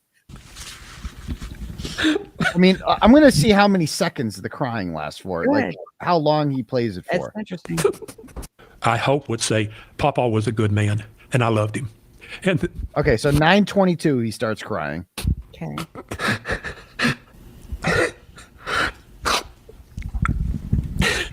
That JJ would say, "Thank you, Papa. I love you." Oh. You know, I don't think there's anybody in the world that loved us any more than. So that's a full 60 seconds of crying. I think he actually walked off and went to the bathroom. If I'm recalling what my mom told me yesterday, I think and they were loving that. They were just like, this is great content. That's what they're thinking. This is great content. That's the kind of stuff that people like her thrive off of. It's just like because it's feelings. It's pulling at people's heartstrings, and then it opens up the purse strings, and then everybody. That's how they kind of envelop themselves, or what is it called? Ingratiate themselves into the story, and then they become the victim. I've seen it so many times. I watch all kinds of people from big network productions to documentaries to the smallest YouTubers. Okay. I appreciate it. I go around actively seeking and listening to other people's perspectives on this because I find it adds value to me. Like it gives me new perspectives and things I would have never thought of. It takes a damn village. And so I've seen who blurs the line, who hijacks it for themselves, turning and just doing the pity thing, you know, them poor victims, you know, oh my God. And then they're like, oh, thank you for the whatever super chat. Thank you for the donut. I know, right? Oh my God. It's gross. And it's like they use that as like a power thing to be like, I'm with the victims. You're not. You don't care about victims. I'm with the victims. I'm sitting here doing this. I'm telling their story. Well, goody gumdrops, you know, tell me something else. And I think it's in Lori Vallow's case, it's easy because she's quite clearly guilty, right? Like she's a very guilty person. So it's really easy. And I see that, what's his name? The guy, Joel Waldman, he does this with the Adelsons family. Like he gets creepily close to the Adelsons to the point where he's like sitting with them in court and like almost uses them. It's kind of gross, I think. And we saw it like with, so I got big into the Kearney case. I don't know how much you followed that. Did you see I watched a documentary the other day, or I don't even want to say what it is because people are like, you know. Well, there's only one documentary. McDots or something, or Microdots. Okay, there you go. Oh, we love Microdots around here. We're big Microdots fans. Okay, I get the gist. Yeah. So I didn't want to come in totally blind. So it's different. It's different because with that case, the defendant, in my view, and most of my subscribers, is we're with the defendant. You know what I mean? We're on her side. So like it's very different. So, but like I feel like the people who are opposed to us just did exactly what Lauren True Crime and Joel Waldman do, and they just hide behind the victim's family. And they get close. I'm with the I'm better than you because I'm with the victim's family. You know, I'm a good person. I'm right and you're wrong. Exactly. I'm a good person. You're a bad because I'm with the victims. And it's just how they mask their own shittiness. is It's by gross. hiding with the, you know, I've yeah. seen this in the Delphi case too. And I mean, Yes. again, I wasn't Like able Susan to. Hendricks did that, you know, big time with the Yeah, oh Delphi. God. The Delphi Love I've Fest. already dug into what we've, not just me, but collectively, but I'm pulling it together. But the CrimeCon thing is disgusting. It and is. It's backed by Glenn Beck. Is it And really? Oh. he is one of my people that are part of this movement with Chad and Lori. And so is Tim Ballard of Operation Underground Railroad, the Sound of Freedom movie. Okay. Everybody was like, oh my God, he's saving children. I'm like, they wrote a movie about him. He didn't do shit. But he got you, to believe this propaganda as this, that's how you see human trafficking. That's not it at all. So the damage is done. Everybody's purses open up. And then they're like, thank you for the super chat. Thank you for the super chat. Come again. It is, it's the CrimeCon thing. It's just like, so you guys, I thought it was pretty telling this year at CrimeCon how it was all about Delphi.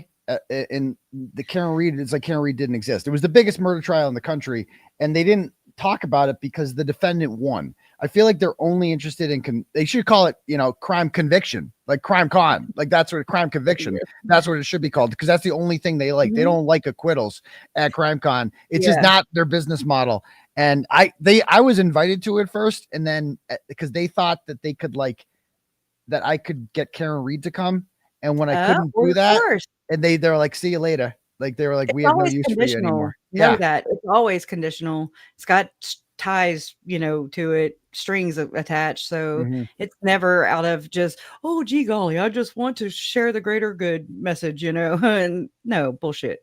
It's because they want to fluff their resume and go walk around with their chest poked out and like, it's gross. And I mean, the fact that my parents were invited by Nate Eaton back in 2000, I want to say 20 or 21 to CrimeCon. And I mean, it just, whatever. I don't think that. No, you're not a Nate. You're not a Nate. We talked about this briefly before. You're not a Nate Eaton fan. But I mean, it's not that I just came out like that. It's things that have happened where, I've even met him in person, sat in the little room where he freaking interviews people when me and my mom went up there one time.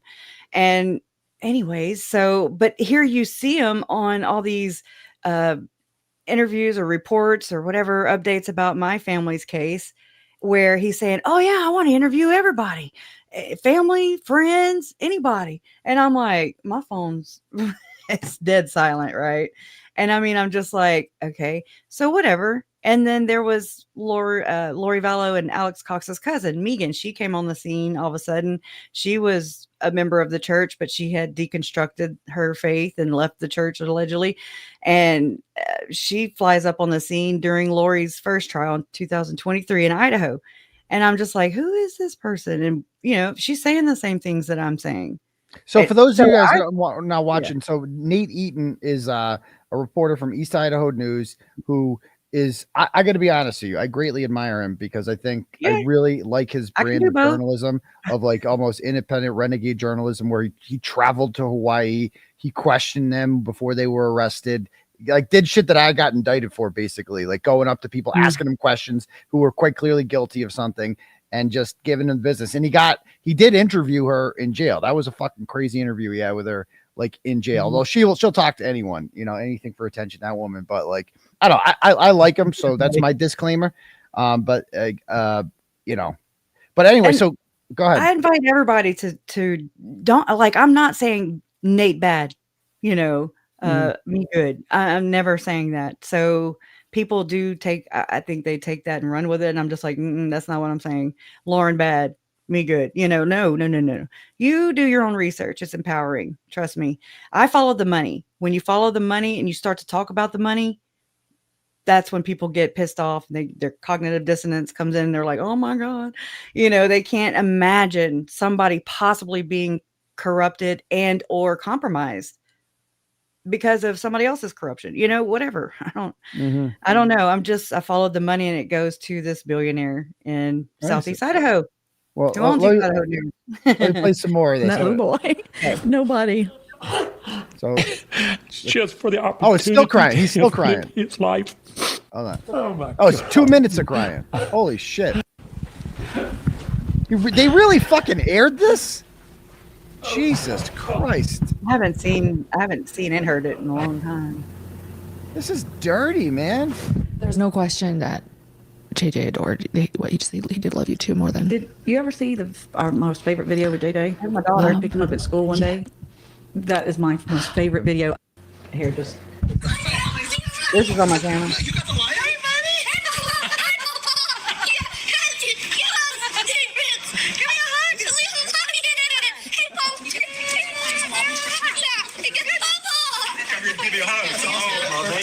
I love you so much. Oh, look how big you are.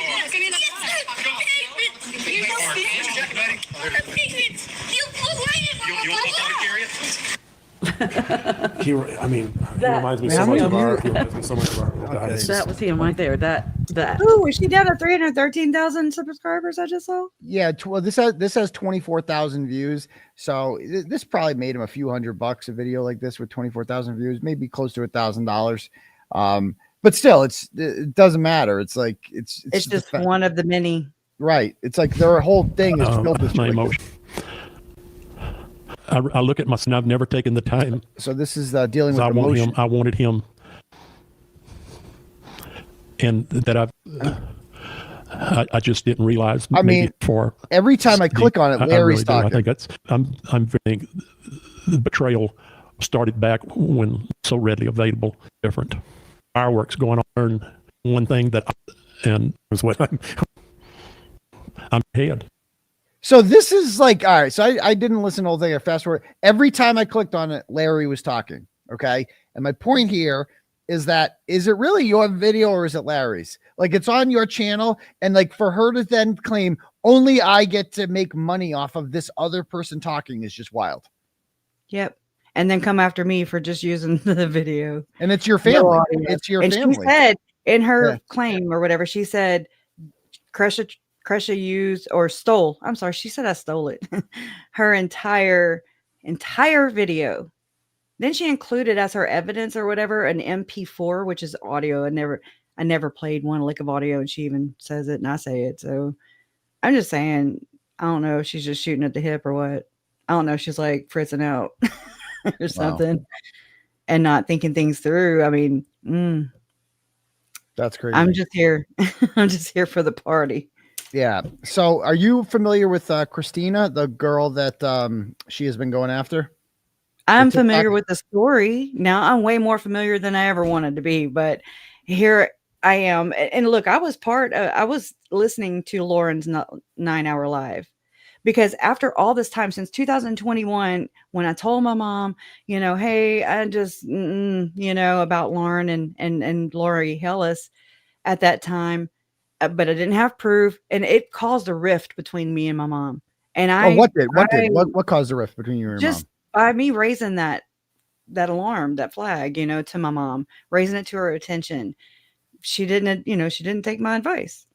And so I backed off, and it caused a rift because I backed off. And I didn't feel safe with anybody, with anywhere. And especially with what I was researching into the church and the corruption of it and its involvement in our case. And anyways, it isolates you. It really does. Because you don't know where you can go. You don't know who you can trust. And I mean, there's no handbook on this. There's no person to be like, oh, that's how they did it. Okay. I don't even know what this was. I'm still trying to figure this out at that time. And so when I told them or told my mom, I backed off because I was just like, okay, too late. Her hooks are already in. Lauren's hooks are already in my mom and my dad. Has your mom? Again, I also don't want to hurt them. I don't want to cause any more stress to my parents. So I'm just kind of let it go. It sounds like they've come around though. Yes.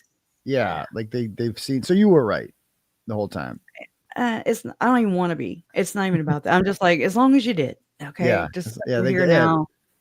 Sometimes we get fooled by people. I get it. We do. I get it.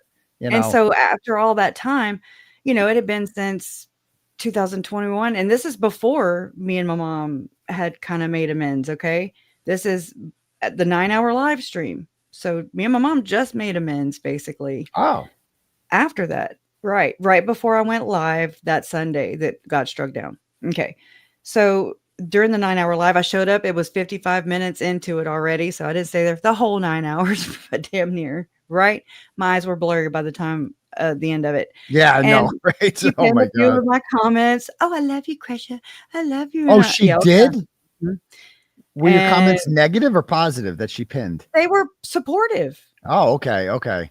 because she looked like she was in distress. I want to believe Oh, victims because that's what I preach, right? yeah. I want to believe victims, and we should until they give you a reason not to. Right. And that's as soon as that was done, and I got some damn sleep after all that damn work day, right? That's the whole damn work day, work shift.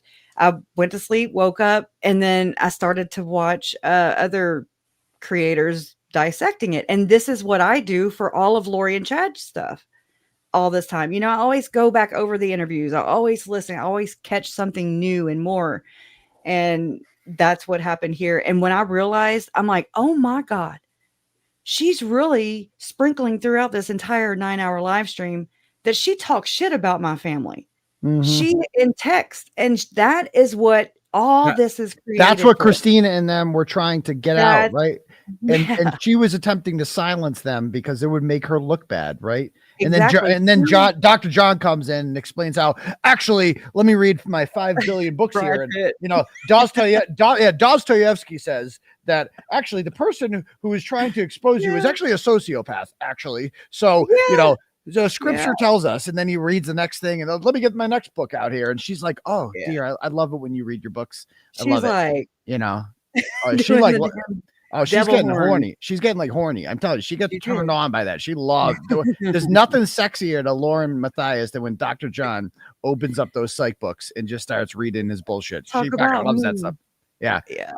And so this is an email that that was sent from the Aurora Police, I believe, during CrimeCon. Okay, it says, "Hello, worker bees. A true crime podcast host Lauren Matthias and her producer Grayson Yore will be attending CrimeCon Saturday, September 5th through the 7th, and staying at the Gaylord Hotel. Lauren has been experiencing threats from a former fangirl who has also stalked her repeatedly at court appearances and events like CrimeCon. A complete fiction, by the way. A Utah judge issued a no contact order, ex parte temporary, against Christina McAlbert. So the day before CrimeCon is when the order is issued, prohibiting her from contacting Lauren, her family, and her staff. The court order includes a stay away order, specifically mentioning other and lists the 2025 CrimeCon thing. So she knew that she was going to be there and went there anyway just to kick her out. This order is a direct response to the potential risk at CrimeCon. Christina spoke with a producer from another network and confirmed she was attending. Utah officers attempted to serve her this morning, but were informed by her husband that she'd already left for her flight to Denver. It would be fair to say Christina should have knowledge of the court order, but has not been personally served. So she didn't even get the order yet. I have attached the court order that Christina needs to be served with if she attends CrimeCon. Per the order, she is not allowed to attend CrimeCon. Lauren informed me that she would have a printed copy with her in case an officer did not have one. Going through her social media pages, I would classify Christina as an agitator. I mean, the police are saying this. You get an agitator based on her TikToks? Give me a break. I mean, this is so inappropriate for the police to say this. She has posted several videos documenting her interactions with law enforcement. Oh, an agitator, also known as like a free person living in a free country, right? Yeah. She has posted several videos documenting her interactions with law enforcement. I have attached photos of her below, some of her social media pages, some of her acquaintances. Lauren will be attending around the ballroom and speaking during various times throughout the conference. Currently, Lauren and Grayson will be involved with the scheduling. And so she gives her a schedule. And then she says, Christina's friends that have instigated the stalking and videoed interactions include, so Janice Summers, Liz Johnson, Lindsay Haller, Lori Day, Lindsay Haller, Julie Lorenz, and Emma Lorenz. So like you have like named associates here. Like this is crazy over a TikTok. Yeah.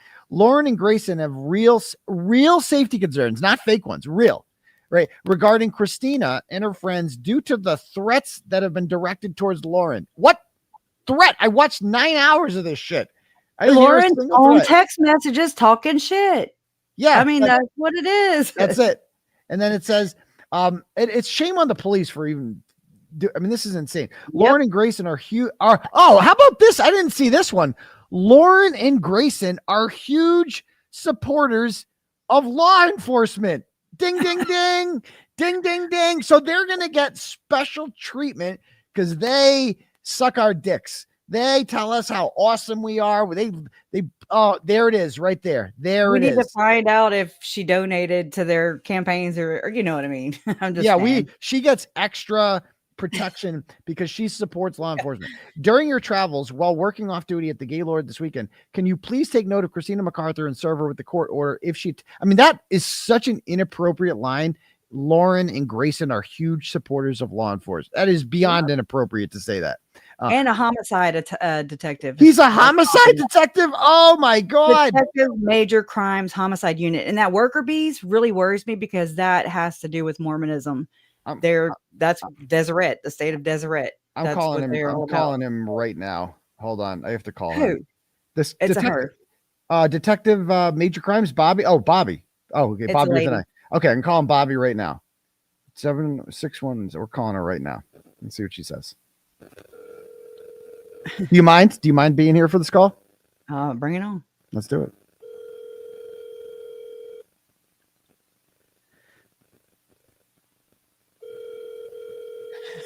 This is nuts. Oh, she answers. I wonder if this is a cell phone. Maybe she's watching.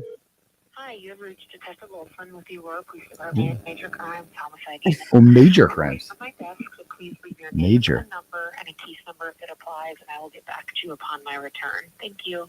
Record your message at the tone. When you are finished, hang up or press pound for more options. Hi, this is for Detective Bobbi with an I. This is Aidan Kearney from Turtle Boy Daily News calling. I understand that you are the lead detective for Major Crimes Homicide Unit in the city of Aurora, Colorado. And I understand a major crime that was committed in your vicinity was that a woman who makes TikToks went to a CrimeCon convention that she paid for. And I'm reading an email right now that you sent in which you said that you guys were going to find this lady, Christina McArthur, because she makes really dangerous TikToks. And I was kind of looking for a comment from you about what particularly was dangerous about the TikToks, what was threatening about them. I also noticed that you say in the email that Lauren and Grayson, who are totally normal people, by the way, Grayson is totally not like in a cult or anything like that. And she doesn't look like she has a paper plate face or anything like that either. You said that they're huge supporters of law enforcement and thus are more worthy of your protection than anyone else. What did you think it was appropriate to say that? Do you give this sort of protection to people who are, huge supporters of law enforcement, or just people in general? Like, do you treat everybody the same, or does your protection of them based on how much they support law enforcement? And how exactly does she support law enforcement? What does she do specifically that makes her a supporter of law enforcement? So I'm just kind of wondering, and now that she's been exposed, that you might have seen my YouTube presentations and other people's, she is a complete fraud. And so your city police department has been completely embarrassed about this. And we're actually live to tape right now. We are doing a show, reading your stupid email that you sent out to all sorts of various city officials, warning them about a lady on TikTok. You even put the known associates. You got a whole bunch of really dangerous people like Janice and Lindsay and Lori and the other Lindsay and Liz and Gemma and Julie and Emma and all of them. So I wonder, did you track down these scofflaws, detective crimes? I know this is really serious. I'm sure there's no like murders or anything in Aurora that, need you guys to keep an eye on. So thank you. I just want to thank you for keeping CrimeCon safe from dangerous TikTokers out there. And if you could just give me a call back, I'd love to talk to you because I got more tips on this detective Major Crimes. So give me a call back, Bobbi with an I, and we'll talk soon. Bye. I don't know if she's going to call back. We'll see. Okay. You rock. Thank you. Yeah, I don't know. I mean, as soon as they're major crimes, this is homicide. That's so, and it carries a lot of weight behind that word, right? Apparently. If you're doing that about a so-called stalker, then that is like, whoa. Yeah. I mean, to me, it adds to the problem. I know. So she also sent here a couple I got this video of when they were in the bar together. So they went like wherever. She tried to stay away. When she went to CrimeCon, she's like, okay, you can't go to CrimeCon, but you can stay in the hotel, they said. So she went to some bar in the hotel, and everywhere she went, Lauren True Crime would show up coincidentally just to eject her just because she could. Okay. Yep. And she needed to form this whole plot. Yes, to form this whole plot. So here's a video from that when they walk in. I think this is what it's. So she was smart enough to wear the glasses that have like the whatchamacallits on it. The Meta glasses. Yeah. I'm aware of just a little bit of what's going on. Yeah. But enough I'm letting you know that they're coming down here. But I was here first. That doesn't matter. But they told you that. Oh, sorry. Go ahead. Not the state party. Okay. You are the restrained party. Okay, but question. I'm not. I'm just. Hold on. Sure. I understand. I want to educate you. Thank you. Yeah. No, I'm gonna listen. I'm gonna listen for sure. Like I just guess. Hold on. Can I breathe for a sec? Hold on. Please do. Right. So disturbing. And I know you travel out here and stuff like that, and this probably wasn't what you were expecting. So I'm trying to be reasonable, professional play. So she. I don't even know how to phrase what I'm thinking, so I guess I need a second. So maybe here for the past 2 hours doesn't matter if she wants to come down here. Because you're the restrained party in the state. You know what's crazy about this is that apparently Lauren True Crime was aware that this girl's down there, so she tells the cops get her out of there first. It's like, or you could just not go near where she is. I think some of the footage I saw was Lauren and Grayson going in and Grayson identifying Christina and saying, yeah, I think this was the first video right here. Wild. She's smart for those glasses. Right there. She just walked off. There's Lauren. She ID'd me just now. You know. Sorry, I'm recording you. Then is right there. She just walked That's past Lauren, me. right? She just walked past me. She ID'd me just now. I'm sorry, I'm recording you. And not to mention, whenever they served Christina, you know, when she was sitting on that little table or whatever, and she was pulling all the things out of her purse, and they served her at CrimeCon, I guess you could say, and told her that the only place she could go was the bar, in the hotel, and that's where she's at. And she had bought the premium tickets and all the things because, I mean, Christina was on a show called Trial Watchers, which I found that keyword phrase in Lauren's on Social Grip or whatever. You know, you can go and look at the channel analytics for Hidden True Crime. And I saw Trial Watchers, you know, plain as day in the search engine optimization area. And I'm just like, is she jelly, you know, of Christina? Yeah. Apparently. So she's not just some fangirl like they want to make her look like, you know. Yeah, she has every right to be there. Mm-hmm. Yeah, she had every right. She bought the tickets first. They were very expensive. Right. And CrimeCon. Yeah. She's just as, I mean, what makes Lauren Matthias any more legitimate than her? Because she has more subscribers. So they can't solve crimes without Lauren Matthias. Yeah, and victims can't have closure without her. So that's why she has to leave her dying brother's side. So this happens afterwards.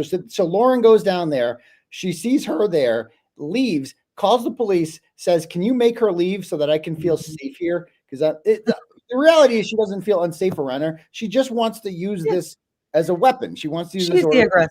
She's the agitator, in my opinion. Right. So let me see the rest of this. I haven't seen the rest of this. And I know that's not what you know. What do I do? This is. Hold on. Poor thing. I think it's clear that I'm not the one who's doing the. I know. I'm not trying to convince you. I know. I'm not trying to convince you. I know a judge signed a piece of paper. I know. And in Utah, you don't have to prove anything. Get a paper signed. Usually you don't. Which sucks because it's the weekend and but So my question is, like, if this is going to be the bar they hang out at tonight, is a huge hotel. Is there another bar around? She's gonna follow me there. I don't think she's going to follow. Everyone will follow me there. She'll follow me there. Yes, you will. I know. So that's my point. It's like I'm in a lose-lose situation. Well, and when it comes to these restraining orders, I'm not going to lie. It is the burden does fall on you a lot, right? And I'm not saying it's right. I'm not saying it's wrong. I'm just saying that's.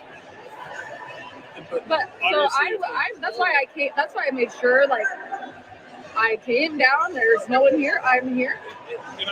And you're well within your rights. Yeah. But based on the way Colorado interprets those, and I haven't read it all. I'll be honest with you. I know it exists. If you want me to read it, I think I have a copy of it. So the cop's just doing his job. I don't blame the cop because it's like he's just their job is to enforce the papers, right? And worker bee, on worker bee duty. Yeah, it's unfortunate, but like you can get these orders ex parte without the other party even being heard. That is exactly what happened here. So then they have the actual two. This is like a First Amendment thing. So you can, it can happen to any of us too. Right. I mean, anybody can basically obtain one, right? And then she compared herself to my Uncle Charles, which makes me very angry. Who? Oh, that's right. She compared herself to, and Charlie Kirk too. Charles Vallow, Charlie Kirk. There's a couple other people she compared herself to. Like, oh Johnny my Depp, God. Gwyneth Paltrow. I mean, I'm surprised she didn't say Jesus Christ, at this point. I mean, it's next. Going. I mean, she's going to be a deity too, just like Lori. It's the same. Like, everybody wants to be dead, and she hides behind the kid. They're coming after my 8-year-old.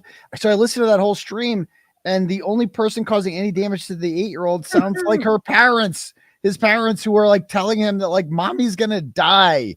Somebody's gonna come kill mommy. Go ahead. This is my question, because it appears, and I mean, I've ran a lot of different reports just to try and just make sure that what I'm surmising is, that she's trying to suppress these texts, that she talks shit about my family and the victims, creators, and other, colleagues. And that's why she can't get at work, right? Because she has this stalker who's just doing really bad tickety-tockety things and just hurting her feelings.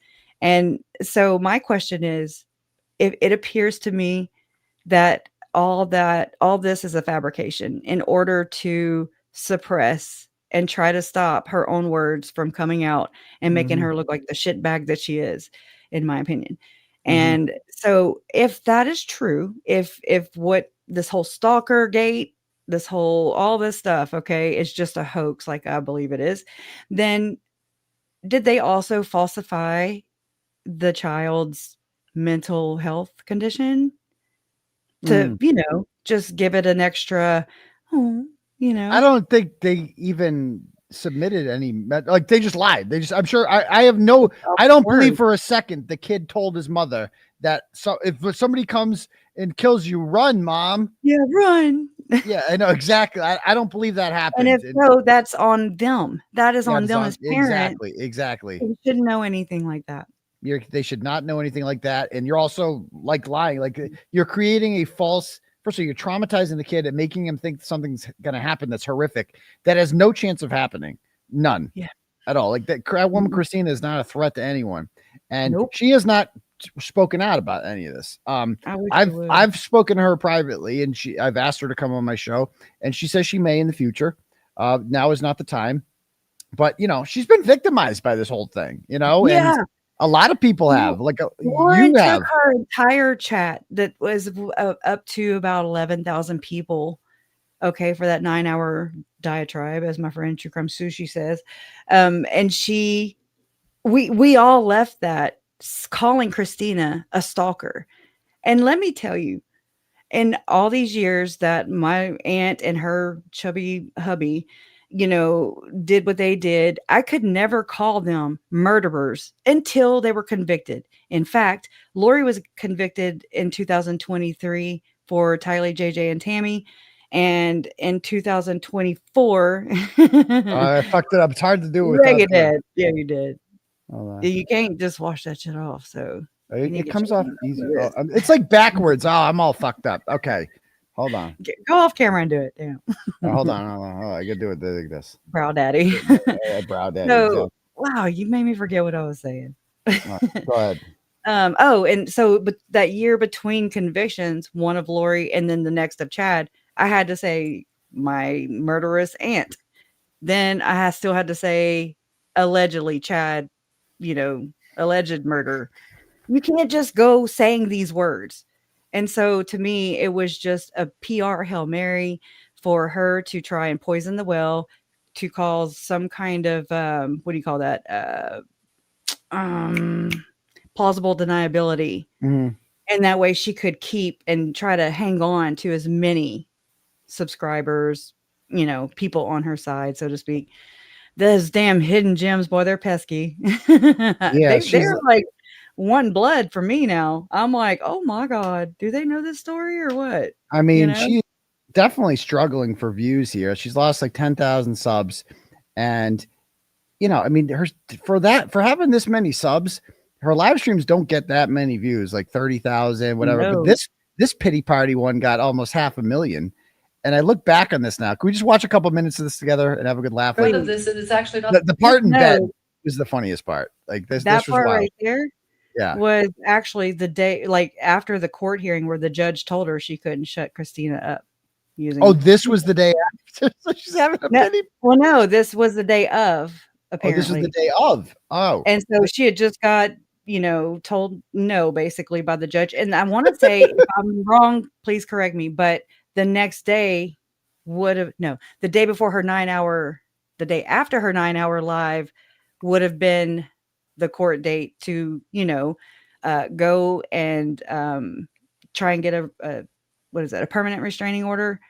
But she had to cancel it because all her shit was going to be able to be, revealed, because we would have heard the other side.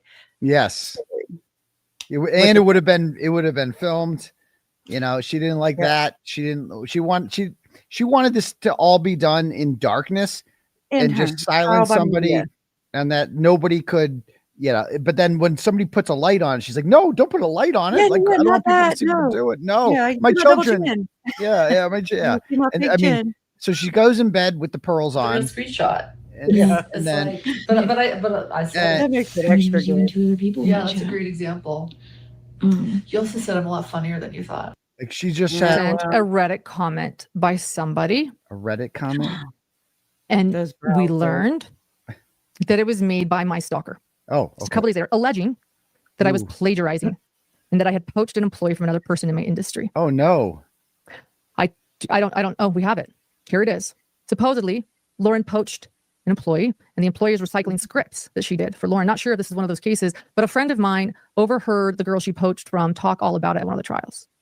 This isn't so true. What she's telling us is that she don't write her own scripts. Okay. Yeah, basically, yes. Yeah, God forbid. On Reddit. And so I thought, who did this? Oh no. A comment. She left a lot of trails to confirm without doubt that it is my stalker. Oh.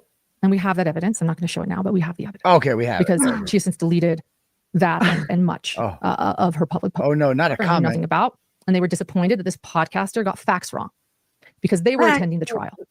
And I wasn't actually a part. Those group texts where you really don't go in a lot. This was one of them. I want to go to this video she posted. I said, John, I've got to go.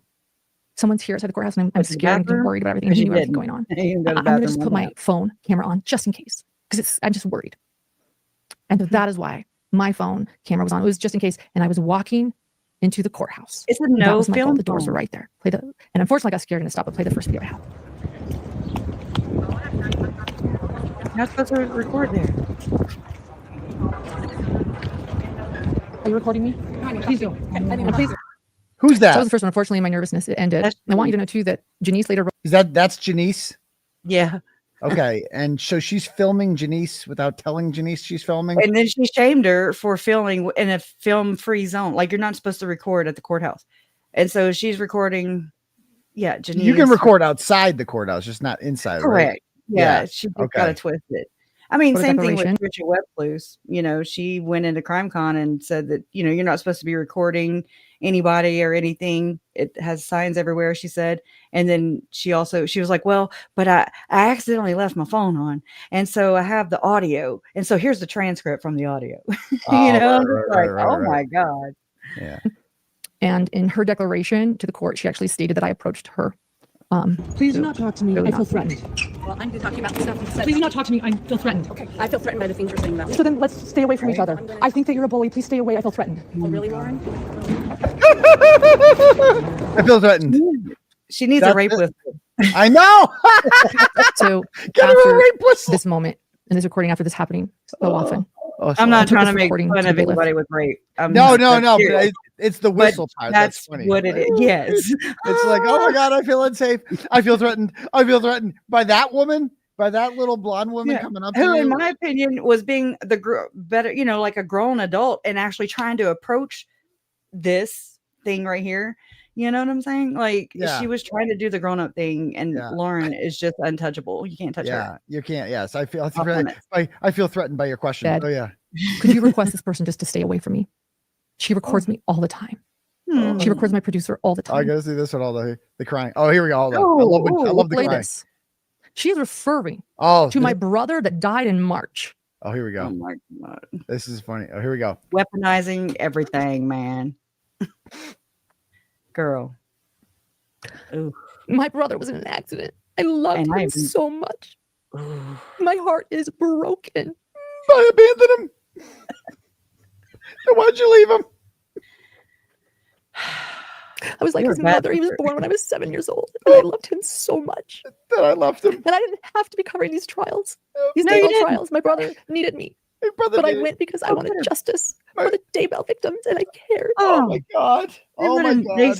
The They'd have never first got it. Daybell trial. that First, I ever- I wanted justice for the Daybell victims. I cared, and you're the family of a Daybell victim, and she's doing a copyright strike on you now. But she cares so much about you. Yes. Yes. Yeah, she cares so much. Double speak. And Double speak. did she do something Good to for your mother you. too? Did she do this to your mom too? Did she do something fucked up to her too? I mean, I believe at the Brandon Boudreaux trial, for the attempted murder on his life. I believe that my mom saw, I don't know this for sure, but I believe that she was shown evidence of these text messages, and mom parted ways, and that's what mom was sharing in my video that got struck down with the 17 minutes and 43 seconds. People have been, from her camp, the hidden crazy gems. They're like, oh, it's because Kresha flashed a screenshot. And it's because I'm like, it wasn't like a millisecond. It wasn't a privacy concern. It wasn't anything like that. It's they come up with all these things. And whether Lauren's putting them up to it or not, can you be any more ignorant and tone deaf, man? Don't say you're here for the victims when you're not fucking here for the victims. Exactly. Apparently. So you can't do both. She's here for the victims so much that she left her dying brother's side to be with the victims, who she then put a copyright strike on because they shared a video of her exploiting her family. I mean, this is she martyred herself right here. Yeah. She martyred herself in the sense that, there would be no justice obtained for my family and Tammy if she had not been there and leaving her dying brother. Right. Yeah. I mean, this is covered. She's a He had tragedy. his accident just the week before. And my family rushed to his side, and he was going to invest in hidden true crime. He was going to invest. Thought he did already. So we lost an investor. And I knew that he would want me to cover the trial. I knew Oh my he knew God. how much I cared about the victims in the Daybell case. I cared so much. So he wanted me to leave him when he was dying. And so instead of rushing to my brother's side in 2023, I went to the Lori Vallow trial instead. Sounds like a personal problem, Because man. justice for JJ, Tylee. Okay, justice for Tammy JJ and Tylee. Yeah. was so important to me. And I knew was so that my little brother would want me there. My brother would want me there. She's like a His Joseph funeral, he died in March of this year. And his funeral was the end of March, just the week before I attended the Brandon Boudreaux trial. She also aired that too on I her was members only. devastated. Oh, real under members only. And I Her want brother everybody to know, by the way, funeral. at that Brandon Boudreaux trial, I was, at the end of it, shunned by everyone. And I didn't know what was going on. And I'm fast forward. Right, from being a shitty person. Yeah, and I didn't know why. Oh, I know why. I know why. It's because you suck. And people figured you out. People figured you out. Later. Thank you, Grayson. That's Grayson's job. Don't use the comforter, girl. Yeah. My brother was never he was not in a coma when we had these conversations about what we should do. We were hoping that he would recover from a traumatic brain injury that he suffered. Mm-hmm. Yeah. He was not recovering. We hoped and prayed. Yep. So And the second year, we had to start talking about what do we do. abandon him. That's what He you didn't have kids. He wasn't married. He wanted kids. He wanted kids. So he wanted kids. We're biased, but my brother Oh, here it is comes. brilliant. Yep. And handsome and kind. And his sperm and was has the empathy best. And is inclusive. He's everything that I want to be. So this is like an excuse about And why there are many, many people out there that have fertility issues. who would want that that need sperm. sperm donors. Exactly. That's a good And we sperm. wondered. That's good So if sperm. he At has some point, fertility issues, should we save my brother's sperm? Because he's No. fucking like What would he want? time out. What What would he want? hold Fertility is brilliant on. Okay. and handsome. He's brilliant. And kind. He's And brilliant. has handsome. empathy and is inclusive. So she's saying all this. He's brilliant, kind, and handsome. She's saying those things because she wants to say how valuable his sperm is. Like, bro, this is like quality fucking sperm that can make a dope human being.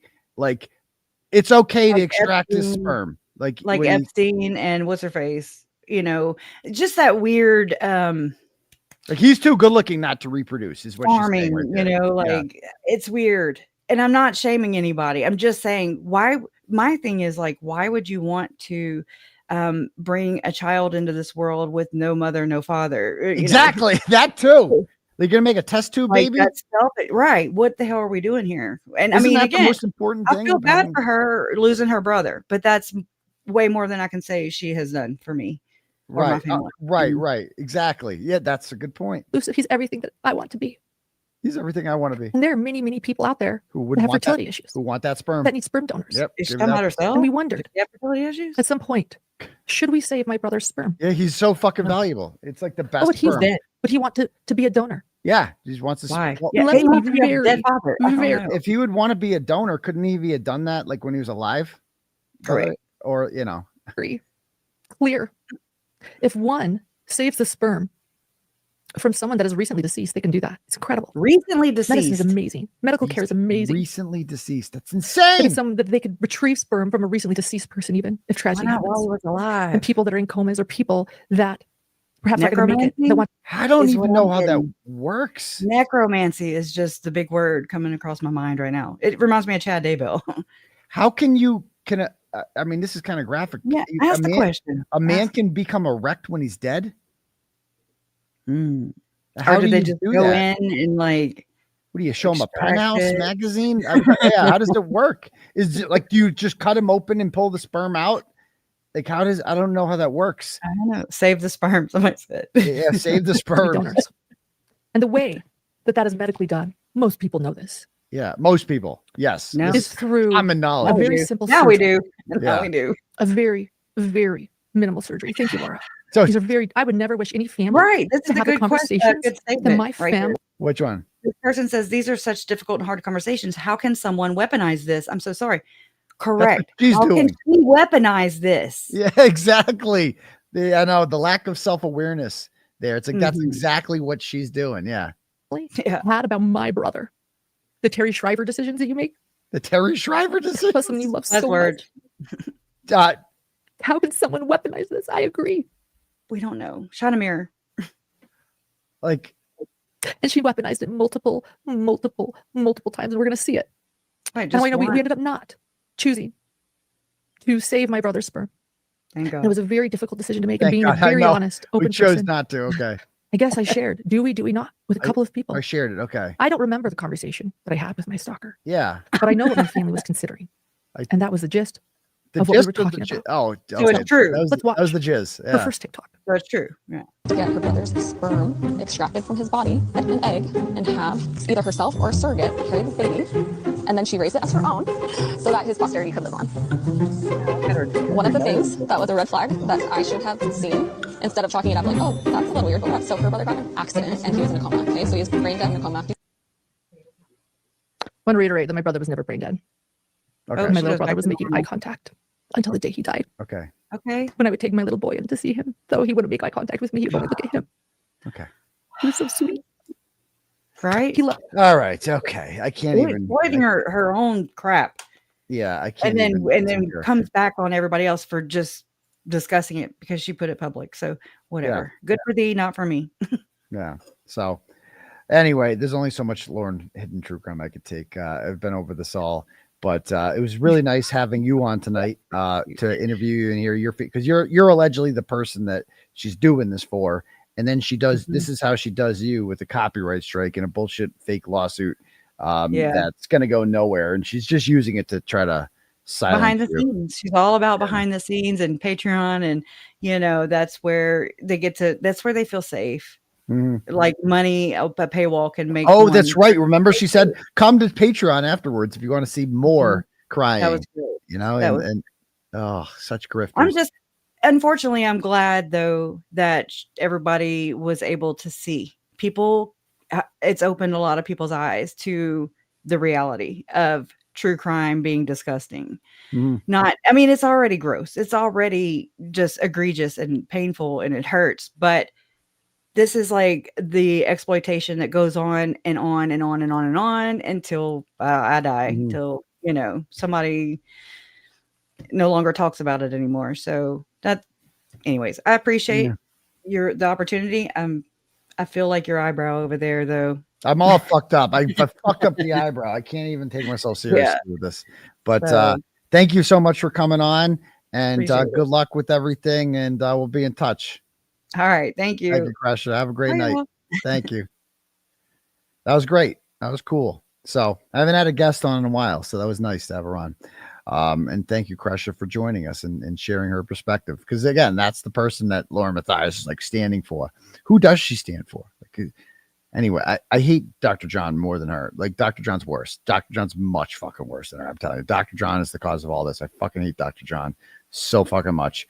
And Dr. John, I don't know. Dr. John should really start exercising or something, because he is very, very unhealthy looking, and it's got nothing to do with Christina from TikTok. Nothing to do. So anyway, I thank you for coming on. All right, cool. Let me read some turtle chats, and we're going to get to our next topic here, and that is more fake victimhood from the McAlberts. That's what we're going to be getting to in one moment. Okay, let's read some more here. Okay.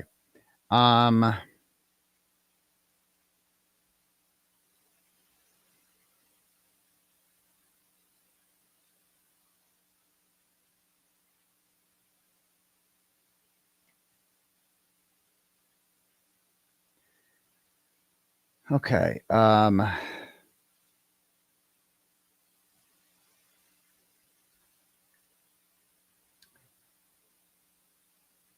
right. Charlotte sends $10 and says, Krusty is one of the most malevolent little skip rats I've seen.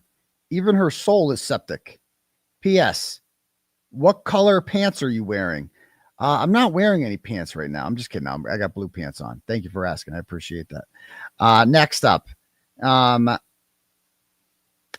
Kelly sends $10, goes, we need match the McAlberts GoFundMe. Every donation they get, someone matches to it, proceeds to you, Kelsey, and Karen's defense fund. Well, Karen does not need any money in her defense fund because Karen is free. We have freed her. We raised $1.1 million for her, and there is zero reason to raise any more money for the Karen Reed Legal Defense Fund. So thank you for that. It says, and good for Looney Gatuni for doing the right thing, but don't trust a hoe too much. It's not about trust. It's just about she's telling the truth. You know what I mean? It's like she's offering screenshots. I don't care what her motivation is. I don't care what her motivation is. If her motivation is that she's pissed off at them, I'll fucking take that. That doesn't matter to me. You know what I mean? It's like she's telling the truth. So, and has information that's extremely valuable, in my opinion, to my legal defense. So why wouldn't I take that? That'd be stupid not to. So next, Rhonda sends $10, goes, I absolutely love your I don't give a fuck attitude. I'm here for it. Great things are coming your way, and you will get the recognition you so deserve. Well, thank you, Rhonda. Appreciate that. Steph sells stuff by the seashore, sends $10, goes, what is your favorite Pokemon? I don't have one because I am a grown-up. So thank you for that. Next, Andrea sends $25, goes, no one has fought harder for justice for John O'Keefe than you. Free Turtle Boy. Ooh, it's maybe. I don't know. Karen Reed might dispute that, but I thank you very much. Next, I thought James Jackson was a lesbian.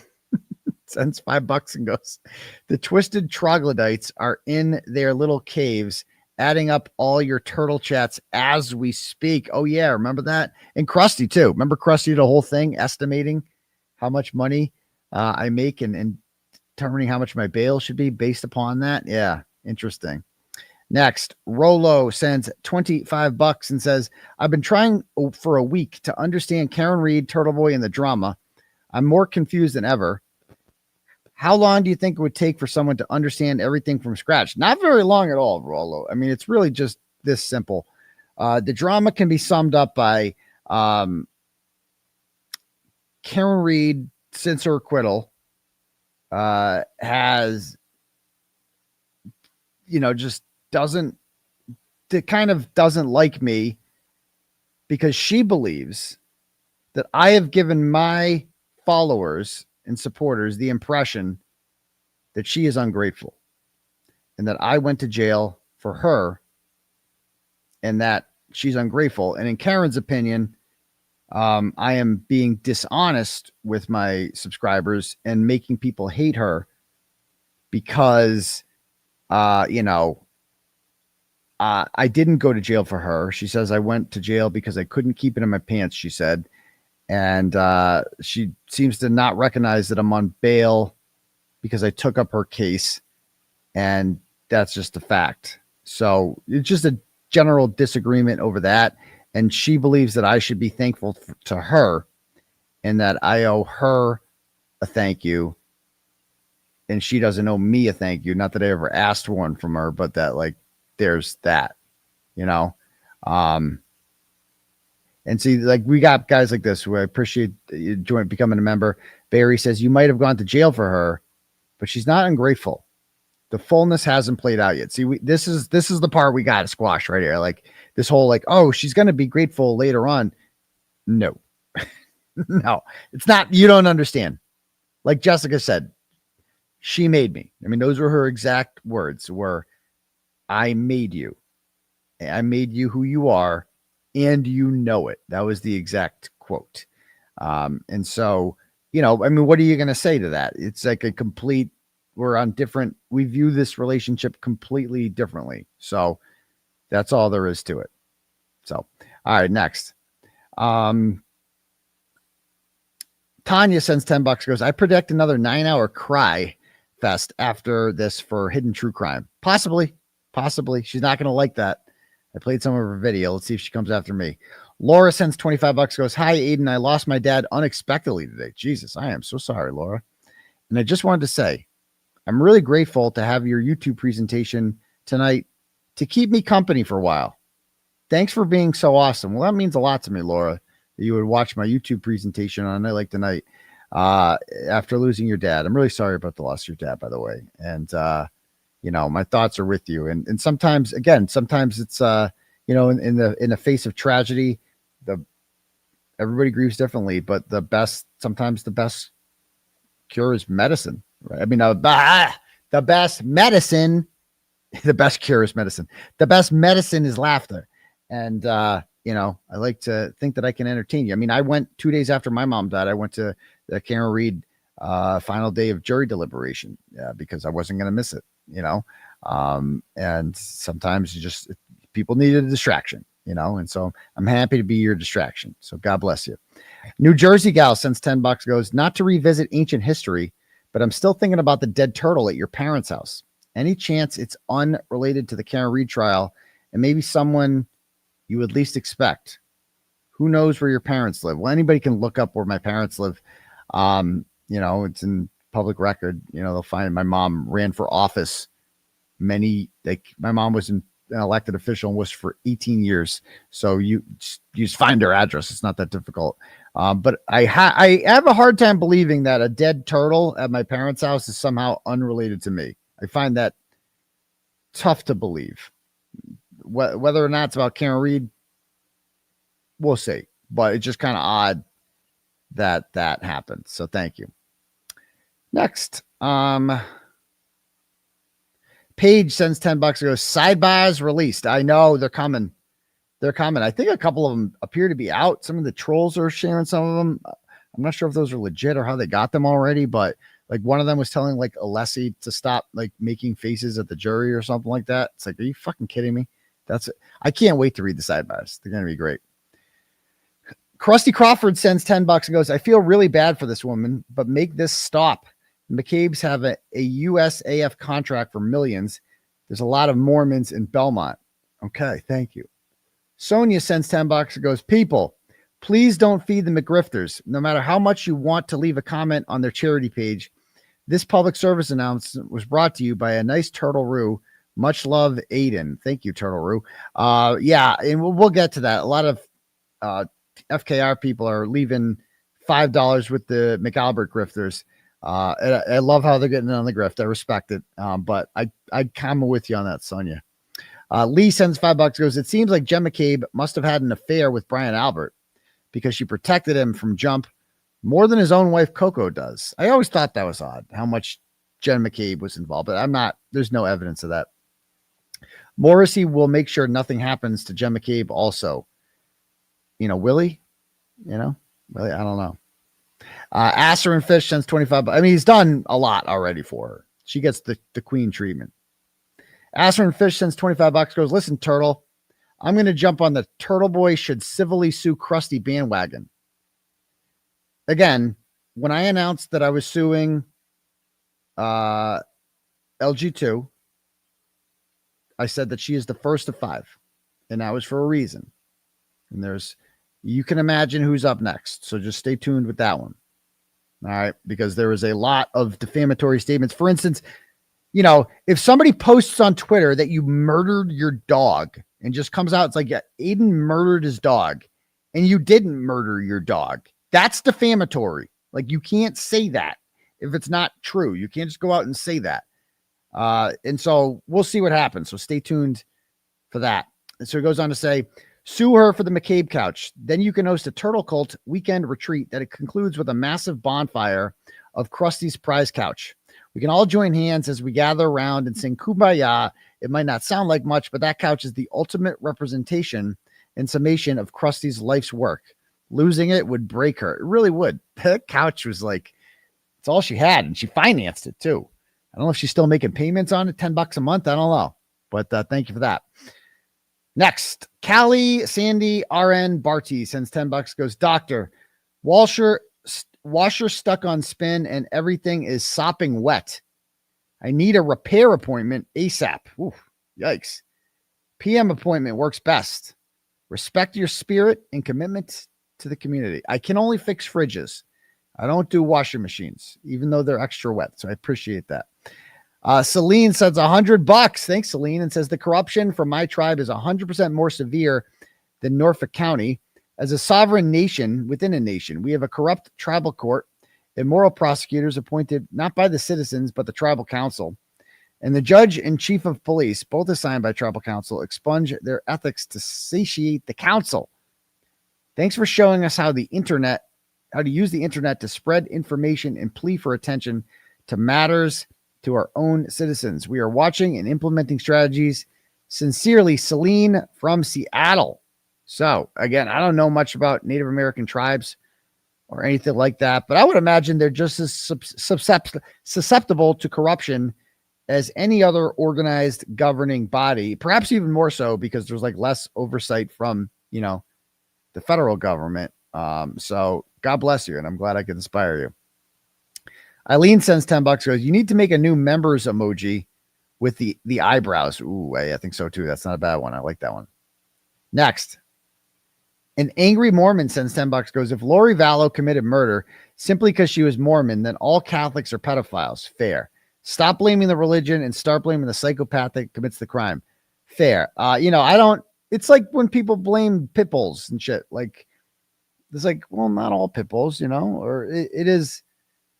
I don't know anything about Mormons or anything like that. I know that when they're like teenagers or young adults, they have to like go off on their own and knock on your door and try to convert you. I think they have to do that. And I know they like having kids. No booze. Doesn't seem like a fun religion, to be perfectly honest with you. But then how many religions are? Judaism seems like fun. Judaism's okay because every Jewish weddings look like fun. Everybody likes Jewish weddings, and everybody likes Jew broads. Everybody, they're fun. They're some of the funnest girls.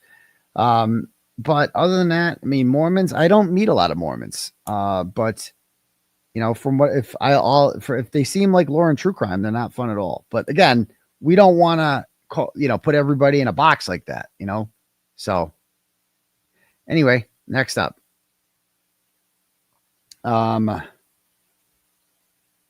Hey, Nikki Rico sends $10, goes, aren't your children around the same age as Lori's son? Yes, one of them's 8. How much do they know about your legal issues and online drama? Do they even go online? I know you said they don't really know what you do.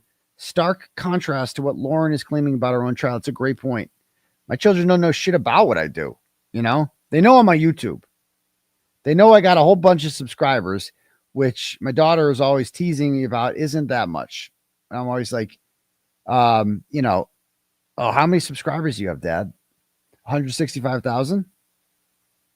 That's it. Salish has like 20 million or some. I'm like, who the fuck is Salish?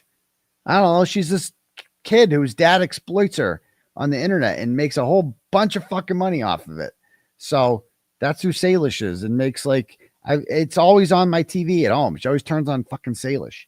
And I'm like, it's not even the Salish show. It's the dad of Salish show, the ginger guy that makes probably hand over fist and all this money. And that's the real grifting, cottage industry grifting of YouTube that a lot of people don't know about, is the adults who make channels about their kids, right? And get all this cash money off of it.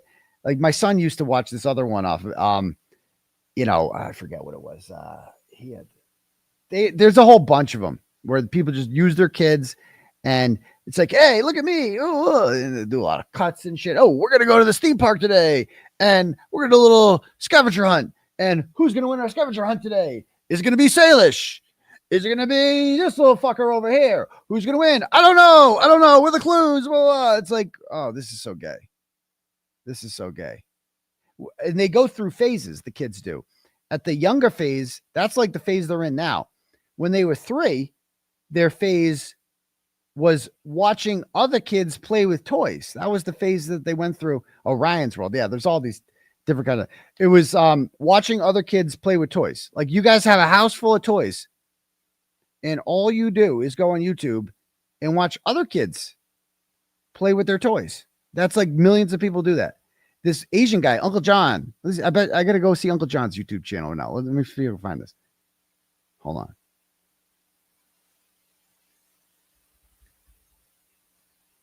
Uncle John. Where'd he go? The Asian Uncle John. Uncle John, Asian guy. Hold on. What's his YouTube? They used to watch this guy all the time. It was always on. Or is it Uncle Roger? You guys know what I'm talking about? There's this Asian guy, Uncle John. Uncle John.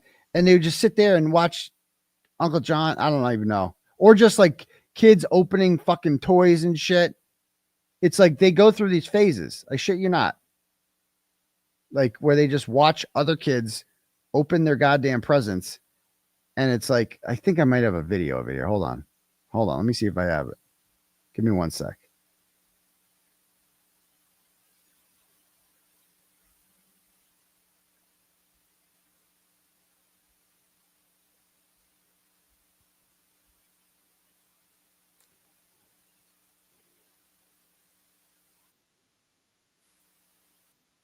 All right. So this is an old video of my daughter. Okay, I'll show you real quick. This is really old. All right.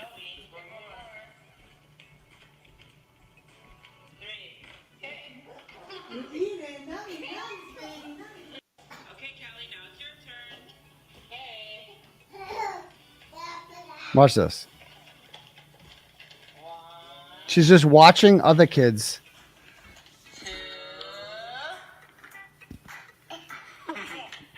What are you watching? You're watching other kids do things? This is fun for you? You find Yeah. this entertaining? Yeah, so that's all kids do is they just go and they watch other kids play with toys on YouTube. It's like a phase. So that's her at 3. It's like all she wanted to watch was other kids play. And then they graduate and then they watch other kids, parents exploit them on the internet. And this is fun for them. That's unboxing. Is that what that's called? I don't even know. So anyway, that was us. Isn't she cute? Isn't she adorable? Yeah. All right, next. Amber sends $50 and goes, love you, Turtle Boy. Fun fact.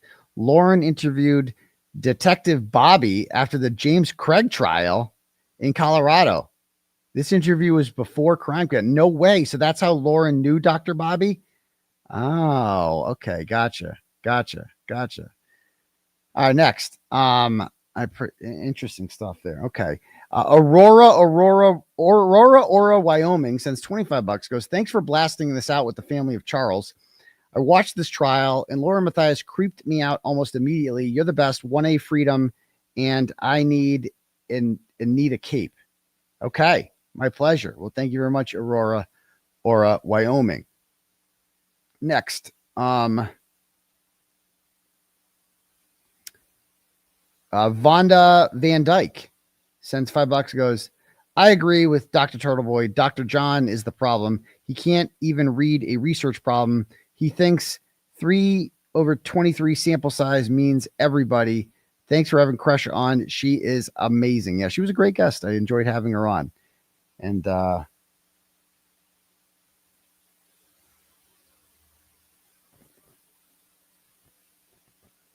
let's see. Do we have any? Hold on.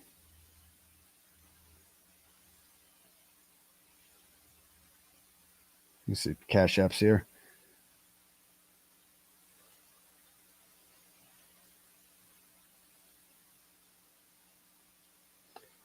All right. Let's see what we have here.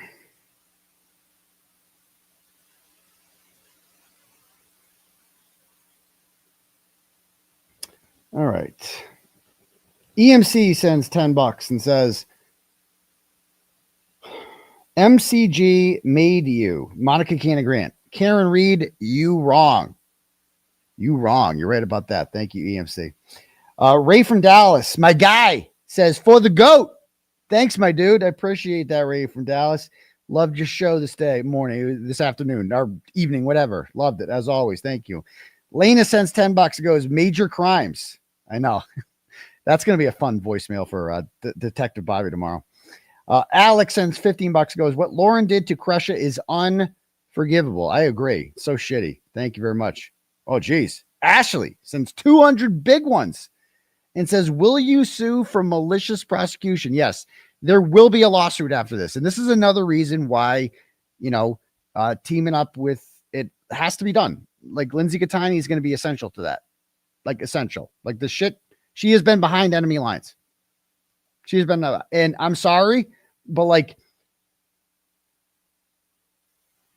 what she did to me was wrong. There's no doubt. Like she played a part in it, no doubt. Okay. But had Brian Tully and Kate Peter not been a part of it, I never would have went to jail. I mean, that's the fact. She didn't call the cops on me that night. She didn't. I probably would have just been stuck in that cycle for a while, but I wouldn't have gone to jail. Like without Brian Tully, I don't go to fucking jail, period. Right. And they saw her and they saw the state and the condition she in, and they were like, yes, we're going to use this person. And they fucking used her. They fucking lied to her. They told her that, oh yeah, it's like, he's not going to be able to ever say your name. They knew that was a fucking lie. They knew that was a lie. They knew there was nothing they could do to stop that. But they just gave her all these fucking empty promises to get her to say shit. And by the way, she never, ever read the documents, the police reports and all this shit. At no point does she ever say he assaulted me. That never fucking happens. Ever. At no point on December 23rd, or December 24th, never fucking happens. Brian Tully is the one and Kate Peter, they're like, you were assaulted. That what you just described, that was assault. She didn't consider it a fucking assault, but they're like, no, we have to fucking do it. And I'm not justifying anything here, to be perfectly clear. I see somebody like Stop justifying. I'm not justifying shit. I'm talking about a lawsuit here. Okay. And how a lawsuit's going to work is that, like, they lied. And she, like it or not, guys, this is an important witness for that, period.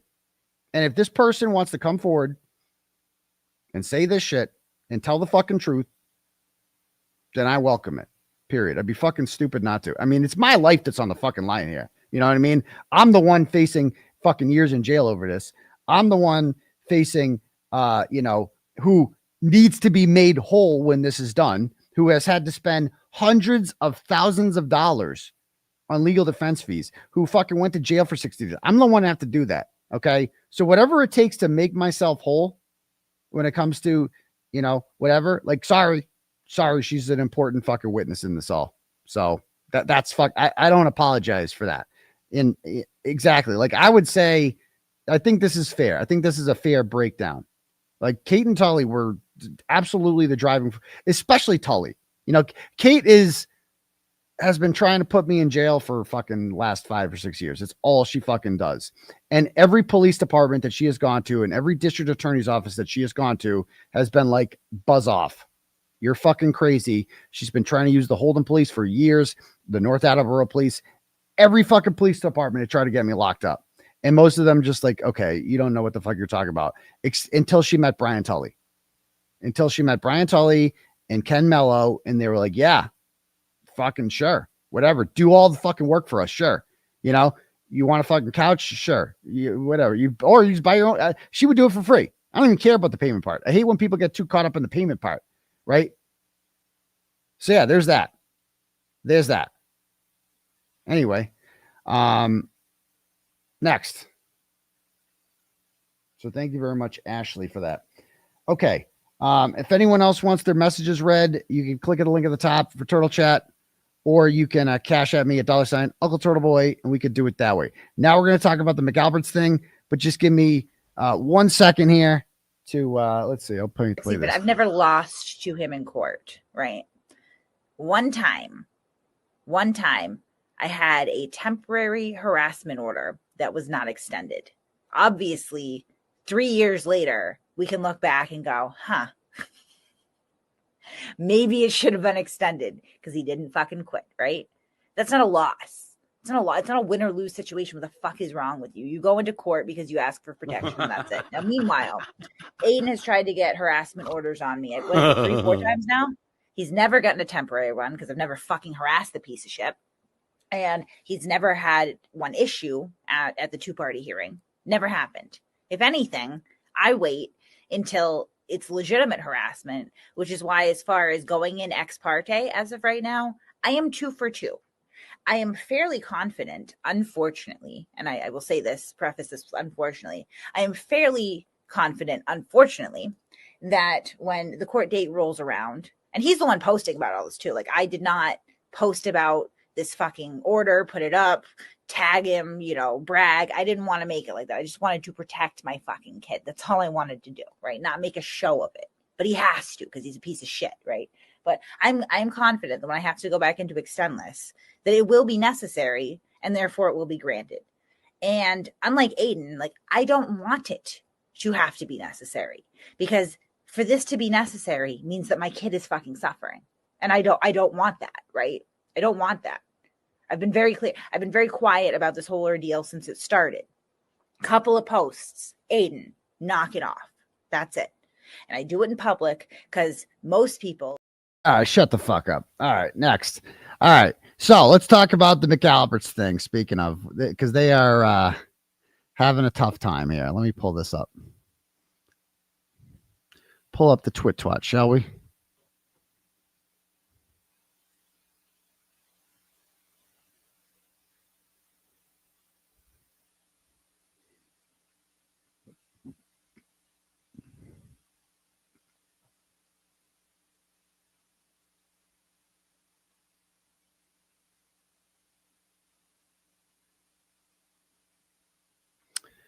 All right. Let me find it here. And then, let's see. Carrie Lama had it. All these idiots are sharing this shit. people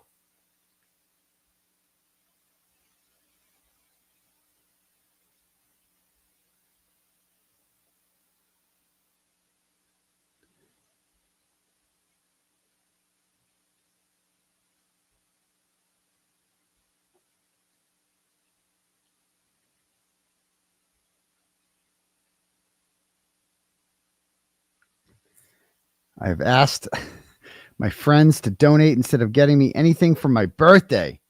I just don't really need anything that I don't have, so I'd rather money go to them. Okay, right. So I got to find a link to this. Do they actually have any links to this? Okay, here it is. Give, Send, Go. All right, so they have started a Give, Send, Go for the McAlberts. It was started by Denise Galvin, who is the sister of Jennifer McCabe, the second oldest sister. All right. It's up to almost $27,000. That's impressive. That's a large amount for such a short amount of time for a bunch of filthy fucking murderers. Like, I mean, think of how wild this is. Like, they killed John O'Keefe. Let's not lose sight of that fact. These motherfuckers murdered John O'Keefe, framed an innocent woman, and now they are grifting off of that. Because that's not enough. It didn't go the way they wanted. The innocent person didn't go to jail. And now they're like, give me money. I want money. Bro, they murdered somebody and want to get paid for it. If this ain't grifting, I don't know what is. All right. And by the way, the McAlberts can thank me for this, because this is all just part of the Turtle Boy industrial complex. No one would even know who the fuck they are without me. Like, I blew their asses up. I made them famous. And now, so they wouldn't have $27,000 in their Give, Send, Go without me. So there you go. Defending the truth. Okay, let's see what it says here. For over the years, the past 3 years, many have asked how they can support the witnesses in the John O'Keefe case who continue to be relentlessly harassed and defamed. Now is the time. For 3 years, witnesses and their families have lived under the weight of false accusations, online attacks, and relentless attempts to twist the truth about what happened on Fairview Road. We stayed silent, trusting the justice system to correct the record and protect the witnesses who cooperated in good faith. It hasn't. What are they fucking talking about when they say that we stayed silent? You haven't stayed silent at all. Okay. Trusting the justice system to do what? To correct the record and protect. The district attorney went and made a completely inappropriate hostage video defending you all, correcting the record, if you will, saying that you guys are all innocent and all this stuff, and that Colin Albert did not commit murder. He said his name 5 times in his 5-minute video. And it's still not enough for them. They didn't correct the record. How do they and protect the witness? You didn't protect the witnesses, motherfucker.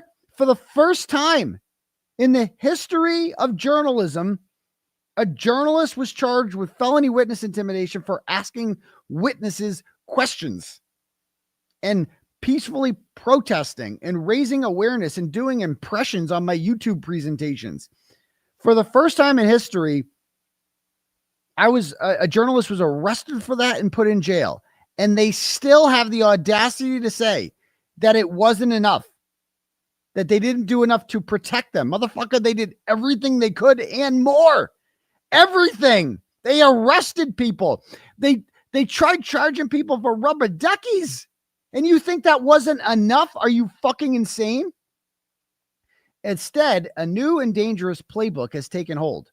Weaponize social media, unleash online trolls, pollute the jury. Weaponize social media. Okay, what does that mean? Like, or also known as like use social media to tell the truth. Unleash online trolls.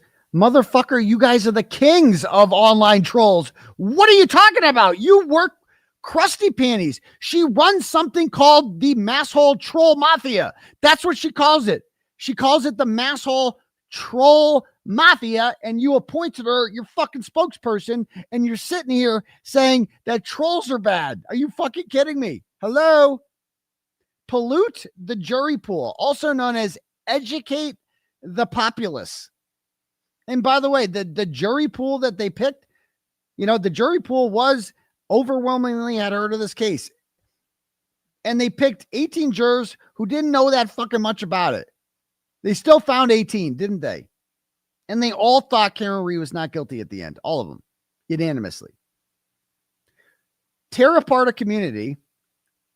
Yeah, right. And use character assassination and harassment to intimidate witnesses and rewrite reality. That playbook doesn't stop with us. It can be used against any ordinary citizen who steps forward to tell the truth. This is the new normal. Because this harassment has gone unchecked, our only remaining path is to seek justice through the courts to clear our names publicly. How are you going to do that? To defend our children and families and to help build a real foundation against witness and victim harassment so this never becomes business as usual in courtrooms. So you are raising money because your only remaining path is to seek justice through the courts to clear our names publicly. How are you going to clear? How have your names not been cleared? What are you talking about? What does that mean? How do you plan on clearing your names? You want to do this all over again? Is that what you're saying, Denise? The children, the fucking children. Nobody gives a fuck about your stupid children, okay? Who are all adults, by the way. Allie McCabe, not a child. She actually is a criminal who lied on the stand during a murder trial and got somebody away, helped somebody flee a murder scene. That's what she did. And then cried about it like a bitch, a fake fucking cry that her mommy taught her. Yeah, Allie McCabe is a spoiled fucking cunt. That's what she is. A whiny, white privileged fucking little bitch from the suburbs, right? Who helped her fucking cunt friend, her thug friend, right? Escape a fucking murder scene, lied about it, got on the stand, fake cried about yours truly, and that was it. Fuck Allie McCabe. Fuck her fake tears. Clear our names public. How are you going to clear your names? How the fuck are you going to clear your names? How are you going to do that? What you going to do? I mean, the two trials, that was your chance to clear your names. You guys spoke your truth, right? You got up on the stand, you spoke your truth about everything that happened. How'd that work out? Oh yeah, that's right. No one fucking believed you. No one believes your stories. Your stories, how do you clear your names? Well, you just say the Life 360 data isn't real. All the deleted phone calls, I didn't do that. This Google search, I didn't do that. That it says I did and I deleted, I didn't actually do it. If you think that clears your fucking name, you guys you had the taxpayers pay for 2 experts. You had the Taliban lady there, and Sir Ian Whiffen came in, and they did their whole spiel about pancakes and manually deleting shit and rewriting programs and all this. And guess what? Nobody fucking believes you still. So how the fuck are you going to clear your name? How are you going to do that? It wasn't me. I mean, that's how you're. It wasn't me. I didn't do it. How the fuck are you going to clear your name? Tell me how you're going to do that. How are you going to clear your name in a civil case that you couldn't do in a criminal case? How the fuck are you going to do that? Explain that to me. No, you can't. You cannot clear your names because you're guilty as fuck.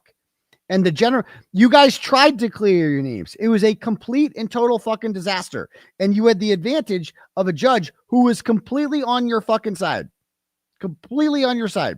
She even let you guys enter into evidence an obviously unverified screenshot of a text message from Colin Albert and Allie McCabe.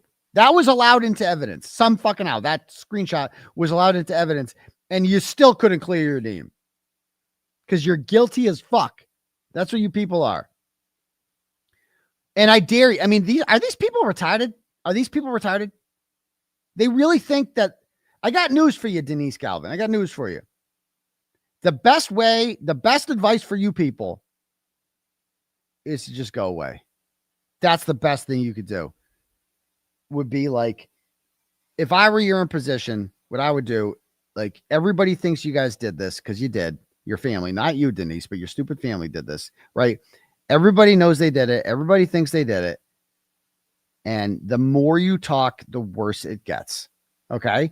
So like the best thing you could do is just not make yourself scarce. Don't go on TV again. Don't do interviews, right? Especially don't have another fucking trial, right? Like this lawsuit with Karen Reed. That's bad news for you guys. You guys don't want that. That's bad. You guys are all going to get deposed now. All sorts of new discovery opens up now. And then there's my case. And we're going to do it all over again. And then you're going to sue me too? You think that's a good idea? So we can just keep reliving this over and over and over again, you know, and hashtag justice for Lauren Berry. We also want that. Again, I'm not saying James Jackson is in any way responsible for the death or possibly murder of Lauren Berry. I'm not saying that. Okay. I just have questions. And I want to get to the bottom of it. And I just want justice. What the hell? Who would be against that? Justice for Lauren Berry. Okay. Anyway. So yeah, I mean, just if you want, I mean, ask the Adelsons how that worked out, right? Yeah. We are speaking out now. Motherfucker, you had a whole podcast. You guys hijacked my podcast with M. William Phelps. That you spoke out there too. How'd that work out? It's not working. Your PR campaign is not fucking working. There's nothing you can do. Okay? Your stupid documentary might not even make it, as it turns out, because you got no one. You got no one. You don't have Karen Reed. You don't have her lawyers. And you don't have Turtle Boy. You certainly don't have Microdots. You don't have anyone good in your documentary. No one wants to see it. No one even wants to see a documentary featuring Jen McCabe and Krusty Panties and Ted Daniel and whoever the fuck you have. Nobody wants to see that. There's no market for it. Gretchen Voss. Okay. Goes on to say, we are speaking out now, not only to defend our families, but to stand up for truth, accountability, and real justice for John O'Keefe and for every future witness who might otherwise be afraid to come forward. If you want real justice for John O'Keefe, you're going to have to arrest your family members. That's the only way around it, dear. What we've done from the beginning, we did everything the justice system asks us of witnesses. Let's see. Cooperated fully with state and federal investigators. How the fuck did you cooperate fully with federal investigators if Jen McCabe told federal investigators that she was somebody else? How the fuck is that cooperating fully? And then lying about who she called. How is that possibly? Explain how that's cooperating fully.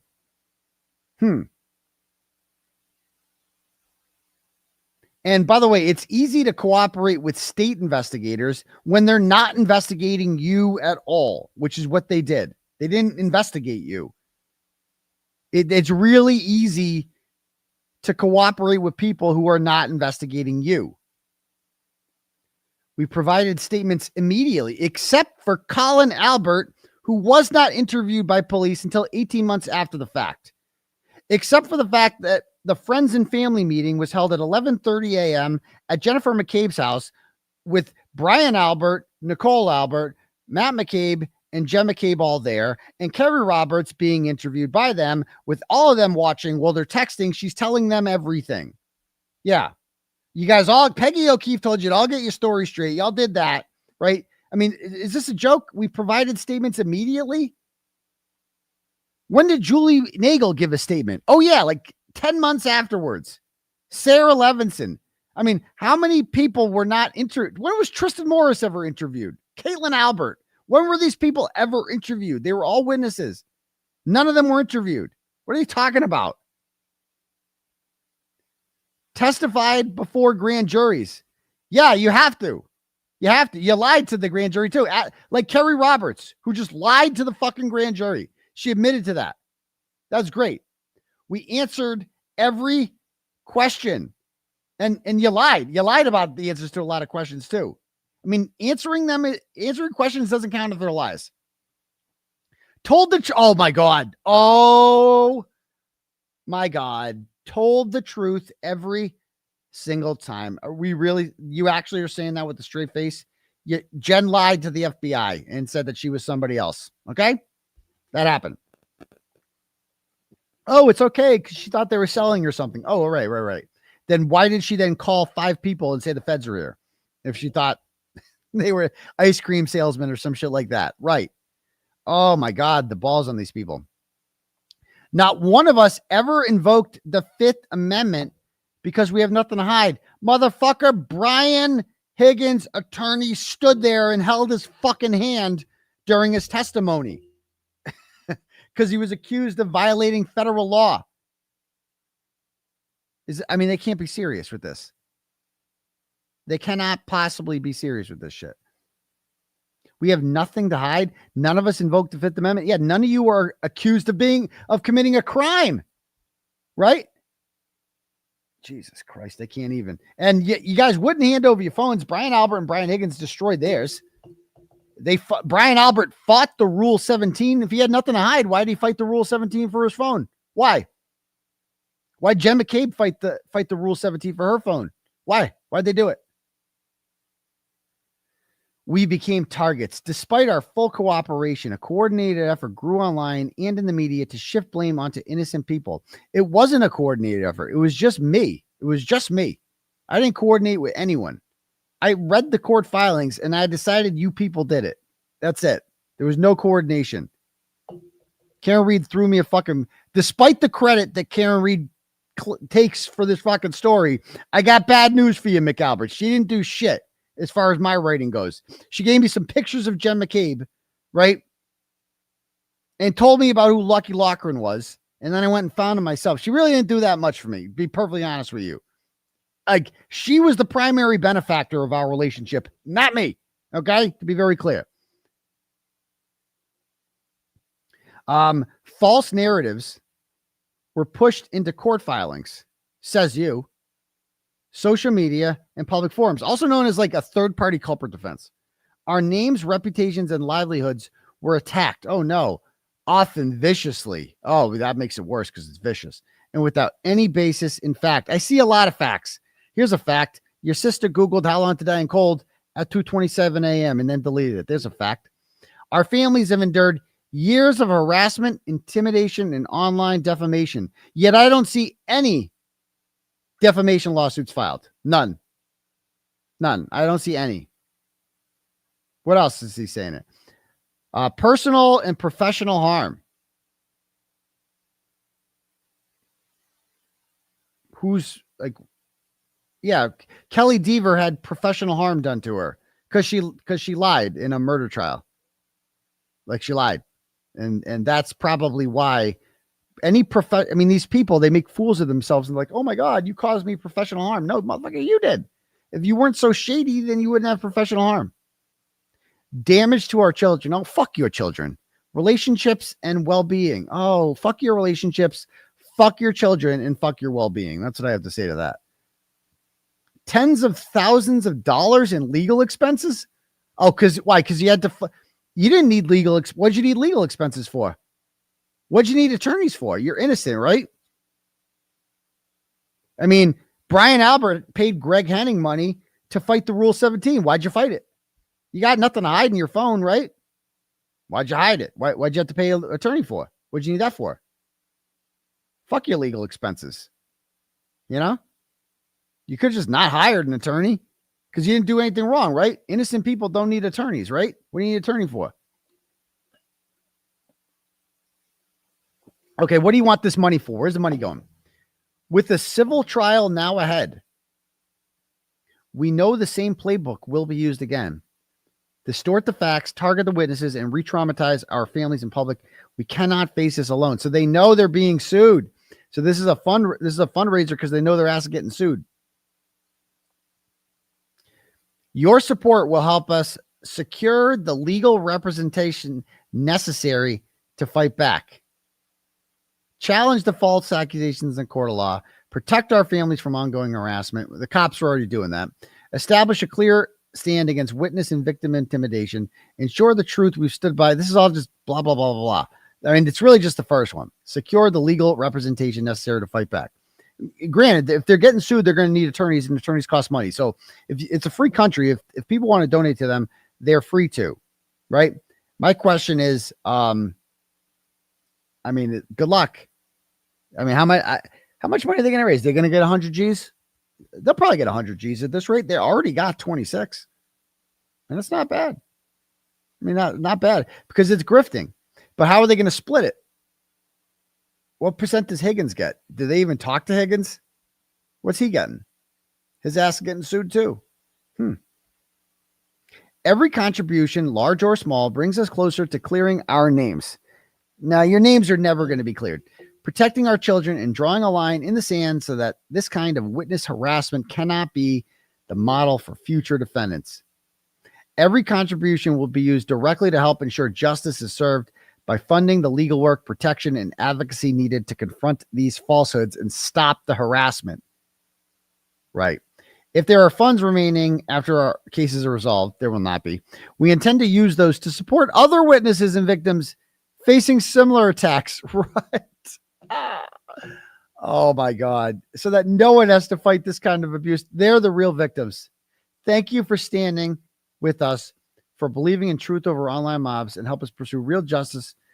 Do you think Denise Galvin thinks her sister is innocent? I think she does. I think some of these people actually believe that they just don't want, they can't fathom what they did. And Gemma Keem's probably just lying to them. You know, I'm sure she's never confessed to them what she did, you know, because she's a fucking pathological liar. So they, in fairness, Denise Galvin probably believes that her sister is in fact innocent when we all know goddamn well that she is not.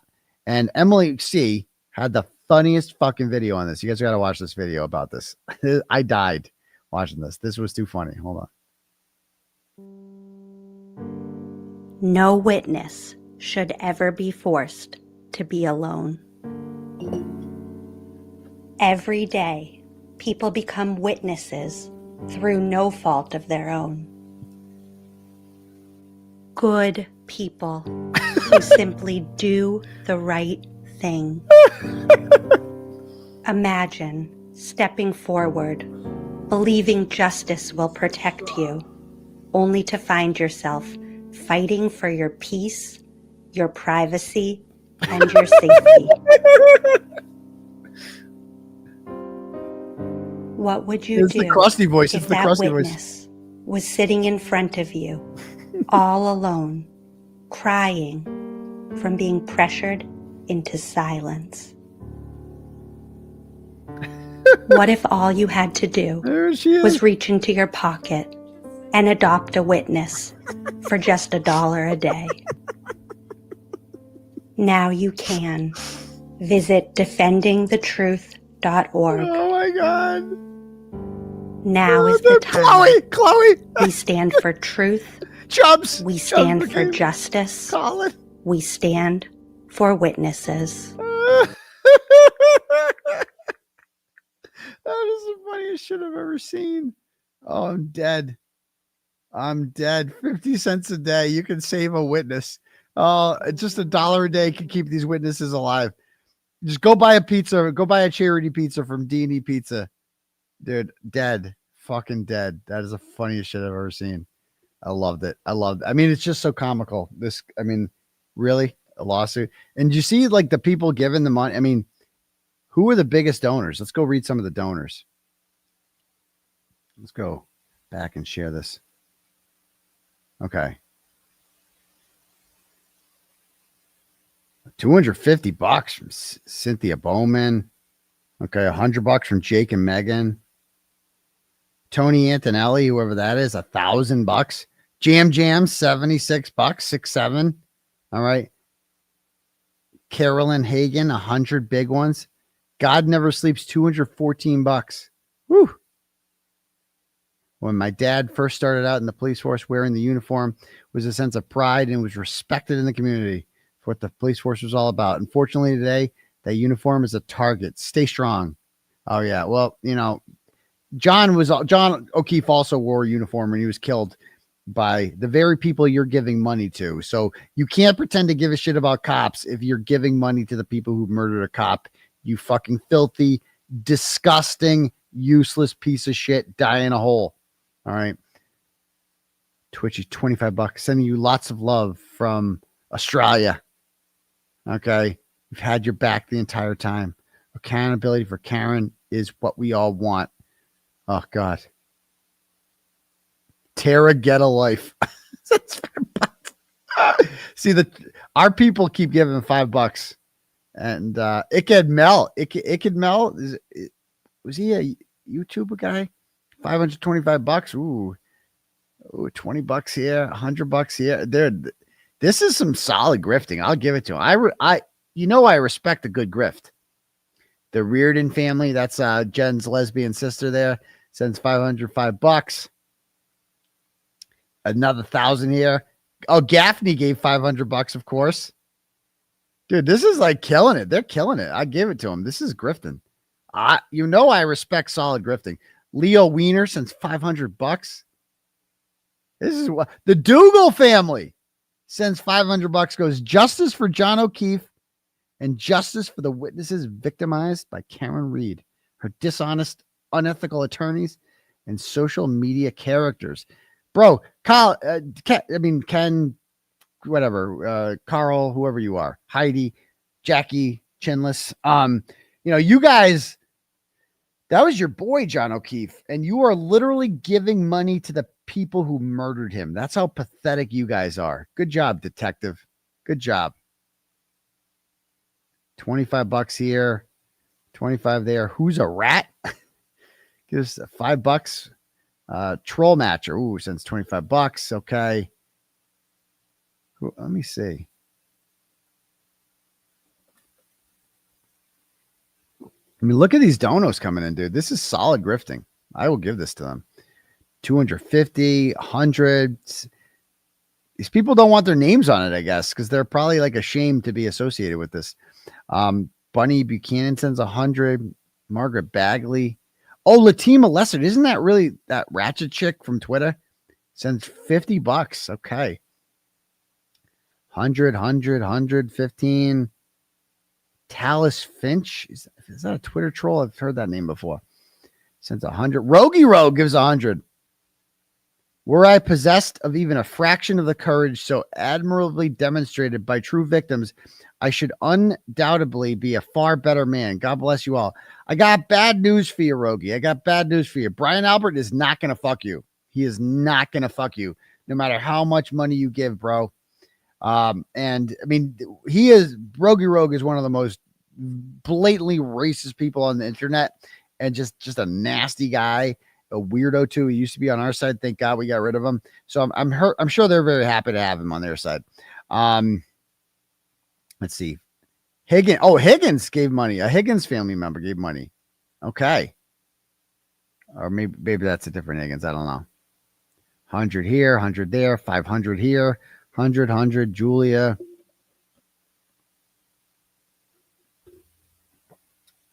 Oh, Krusty gave $50. She's giving back. The couch money's coming in. I'm always in awe of the strength, courage, and grace you've displayed. Enough is enough. It's time to fight back. I'm with you all. I just never go to court. From the beginning to the end. From the beginning to the end, says the person who literally jumped in only because I did. Had I not taken part in this, she never would have. She only is taking this position because I took the opposite.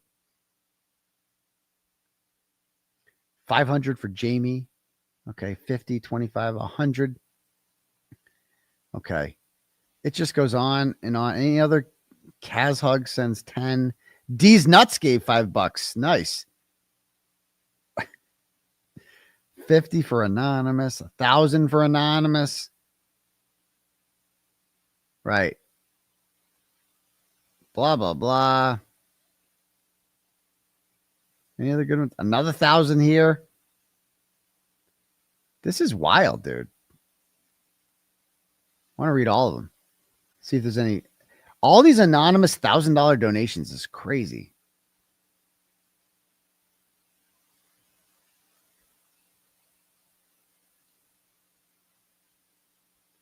150 for Shannon. Oh, even Kimberly Fair gave $100. Barbara sends 200. All right. Jamaica J gave $1,500 and says, with the straight face, says McAlbert strong. For those of you unfamiliar, that is a play off of Boston Strong, which was the slogan after the Boston Marathon bombing, in which 4 people were murdered and a whole bunch of people lost legs and other various limbs. And this is somehow now they're comparing themselves to Boston Marathon bombing victims, apparently, saying McAlbert strong. That is the gayest thing I've ever heard. Gayest by far.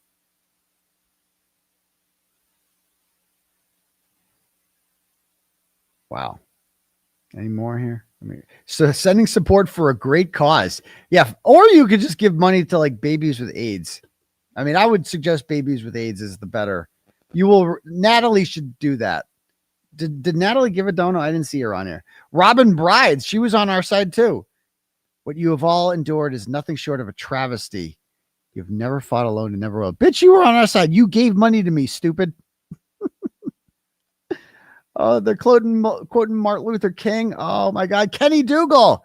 Gay Kenny's there. Nice. Whatever happened to him?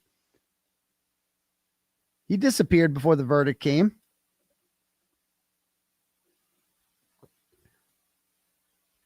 Okay. I think that's it.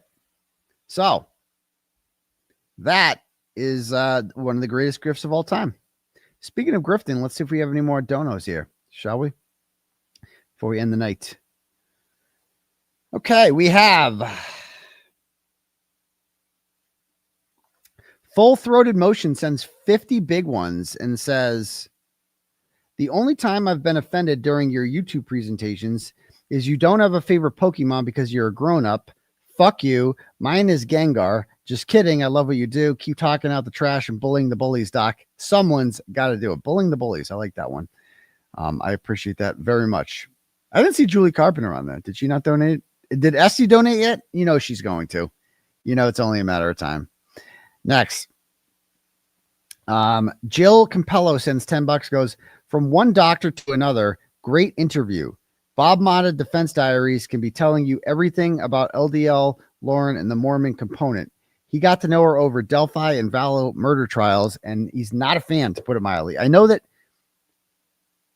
did he have Susan Hendricks on his show or Lauren? I forget. She copyright struck him too. Jeez. And won it. Emily C just got copyright struck by Cellbrite. Did she really? Did Emily C really get copyright struck by Cellbrite? That's wild. Yeah, look at this.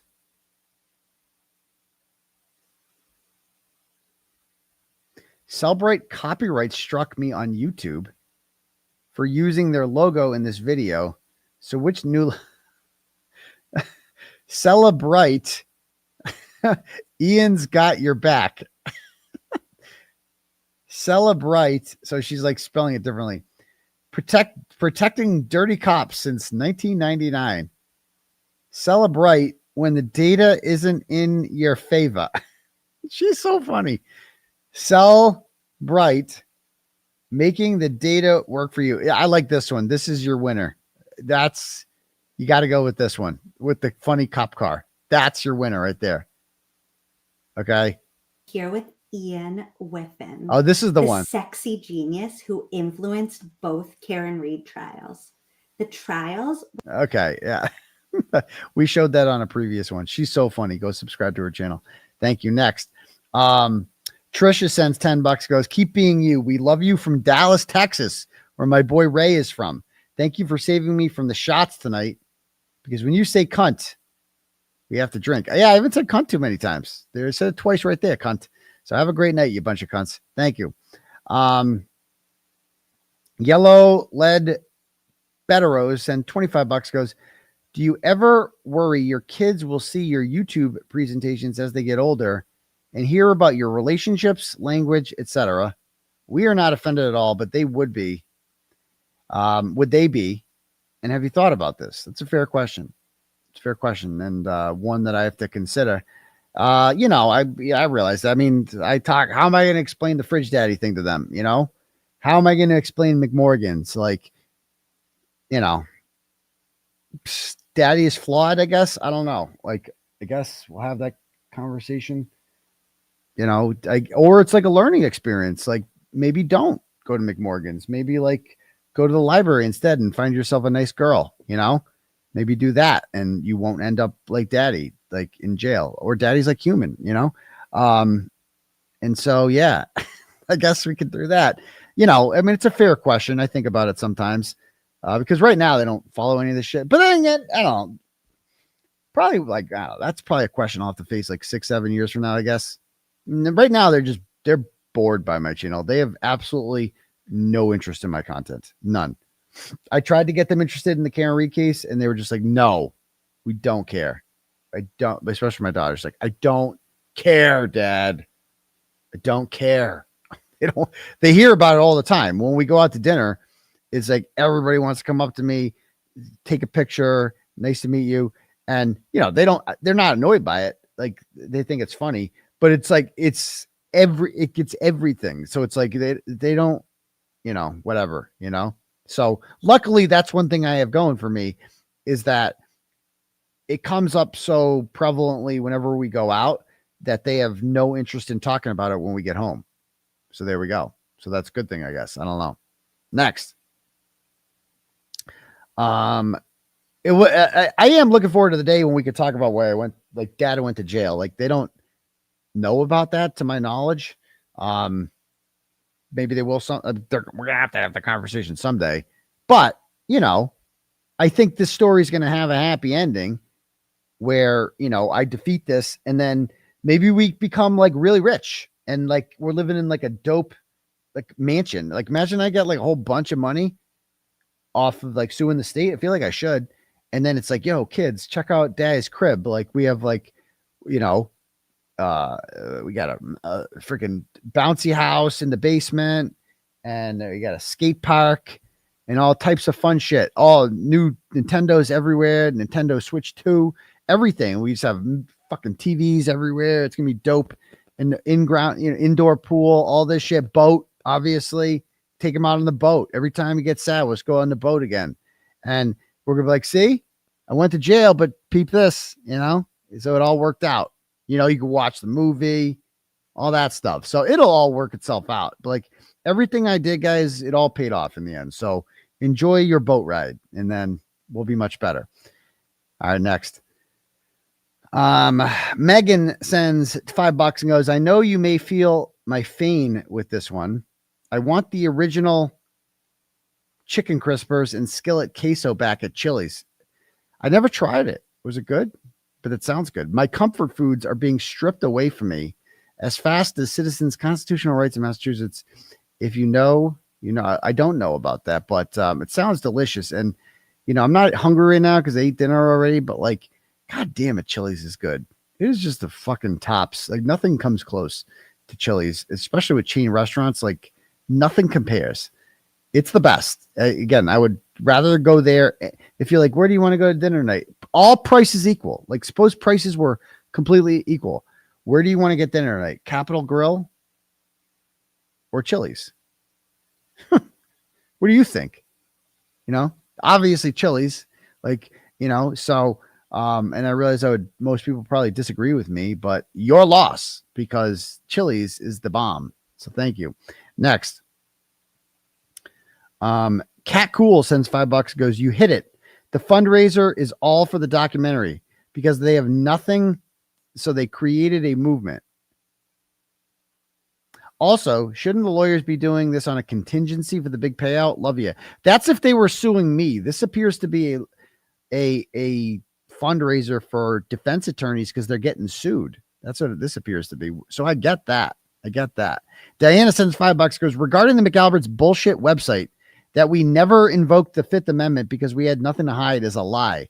Jen McCabe technically invoked the Fifth Amendment when she stopped the questioning with the FBI until she could have a lawyer present. That's true.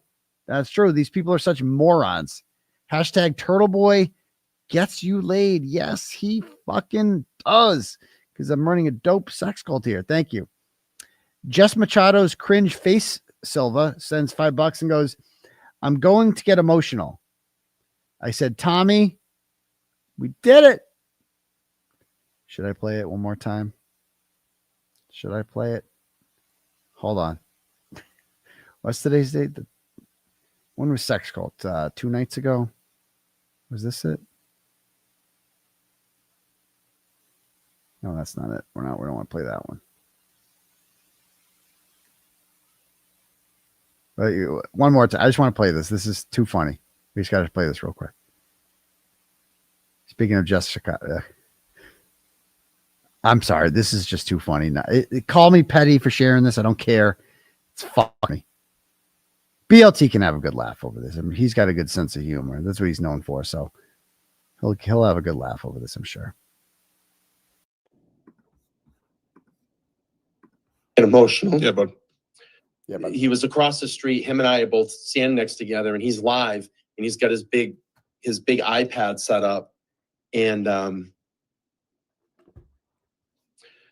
moment comes down, and Tommy's next to me, and Tom really was one of the first people that I met out on the street. Same. And I'm gonna get emotional. Yeah, but I said, Tommy, we did it. Rewind. We did it, Tommy. Rewind it. Rewind it. And I said, and I'm gonna get emotional. Yeah, but I said, Tommy, we did it. We did it, Tommy. We knew. And I said, here we were that whole time, standing out in the fucking heat, the cold, sacrificing our vacations, our Sundays, coming out. And I wouldn't have changed one thing about it. And you can hear us talking on camera. I got the clip. And I said, Tommy, we did it. Yeah. And he's like, it's fucking great, isn't it? It's really good. It's really good. It's a good feeling. The best feeling. It changed me a lot. It's all about I've you. grown as a person so much through this. I've learned to look at her. Calm down. Look at her. I used to be a really angst guy Look at her. 2 years ago. Used to be. And this has really fucking humbled me. It's all about you. It's all about you. I think, as my license plate says, fate. Oh, the license plate. This is all for a reason. Oh my God. I've said, and I'll repeat it here. Oh my God, dude. That was I can't. That laugh. Just watch Jess Machado's reaction to that because it is the funniest fucking shit. It is too funny. Too funny. Okay. All right. It's I've grown. I can't. But she's just she goes like this, and she's like, I can't. I can't. And I mean, she just sat there and she had to sit there through that. And poor Nate Reed is sitting there like, it's okay, buddy. Let it all out. Let it all out, buddy. I'm here for you. I'm your shoulder to cry on. I'm here for you. All right. Thank you. Let's see. Let me read some cash apps here. All right. We got Emily sends $5 and says, hilarious. Well, thank you very much. I appreciate that. Do we have any more turtle chats? Yes, we have one more here. Last one. Tammy sends $10, goes, all the anonymous donations are actually from Morrissey. This is how they donate to politicians and get away with it. This is tax-paying money that Morrissey has stolen and is now giving to this fundraiser. Okay. Not sure if there's any truth to that, but maybe. So, all right, ladies and gentlemen, I think that's about it for tonight's YouTube presentation. I thought it was a good show. We mixed it up. We had some laughs. We had a guest on. We had an interview. We had some fun. So just remember, Jennifer McCabe Googled how long to die in cold at 2:27 a.m. The McAlberts murdered John O'Keefe inside of Brian Albert's home and plotted to leave his body on the lawn so that someone else could get framed for it. Not them. They did that. That's what the evidence shows. That's what the facts show. And they would all be in jail right now had the police done their job and searched that house and treated them as the suspects that they should have been treated as. Never, ever forget that. No matter how much money they raise, how many lies they tell, how many cries they have, how many people they get arrested for rubber duckies, they did it. Remember that. And it's okay to say that. It is okay to have the opinion that those people did that, because that's what the facts show that they did. So anyway, guys, I'm going to have a good night. You guys have a good night too. Go Patriots tomorrow, right? Fuck the Bungles. No offense to the Bengals fan. My Cincinnati Turtle Riders are out there. I love the city of sin, Cincinnati. But you know, you guys aren't going anywhere. We're gonna get you a nice draft pick. Okay, we're doing you a favor. 10-2. Let's go, Pats. See you guys later. And don't forget to brush your teeth. All right, out. PC Bum Crease.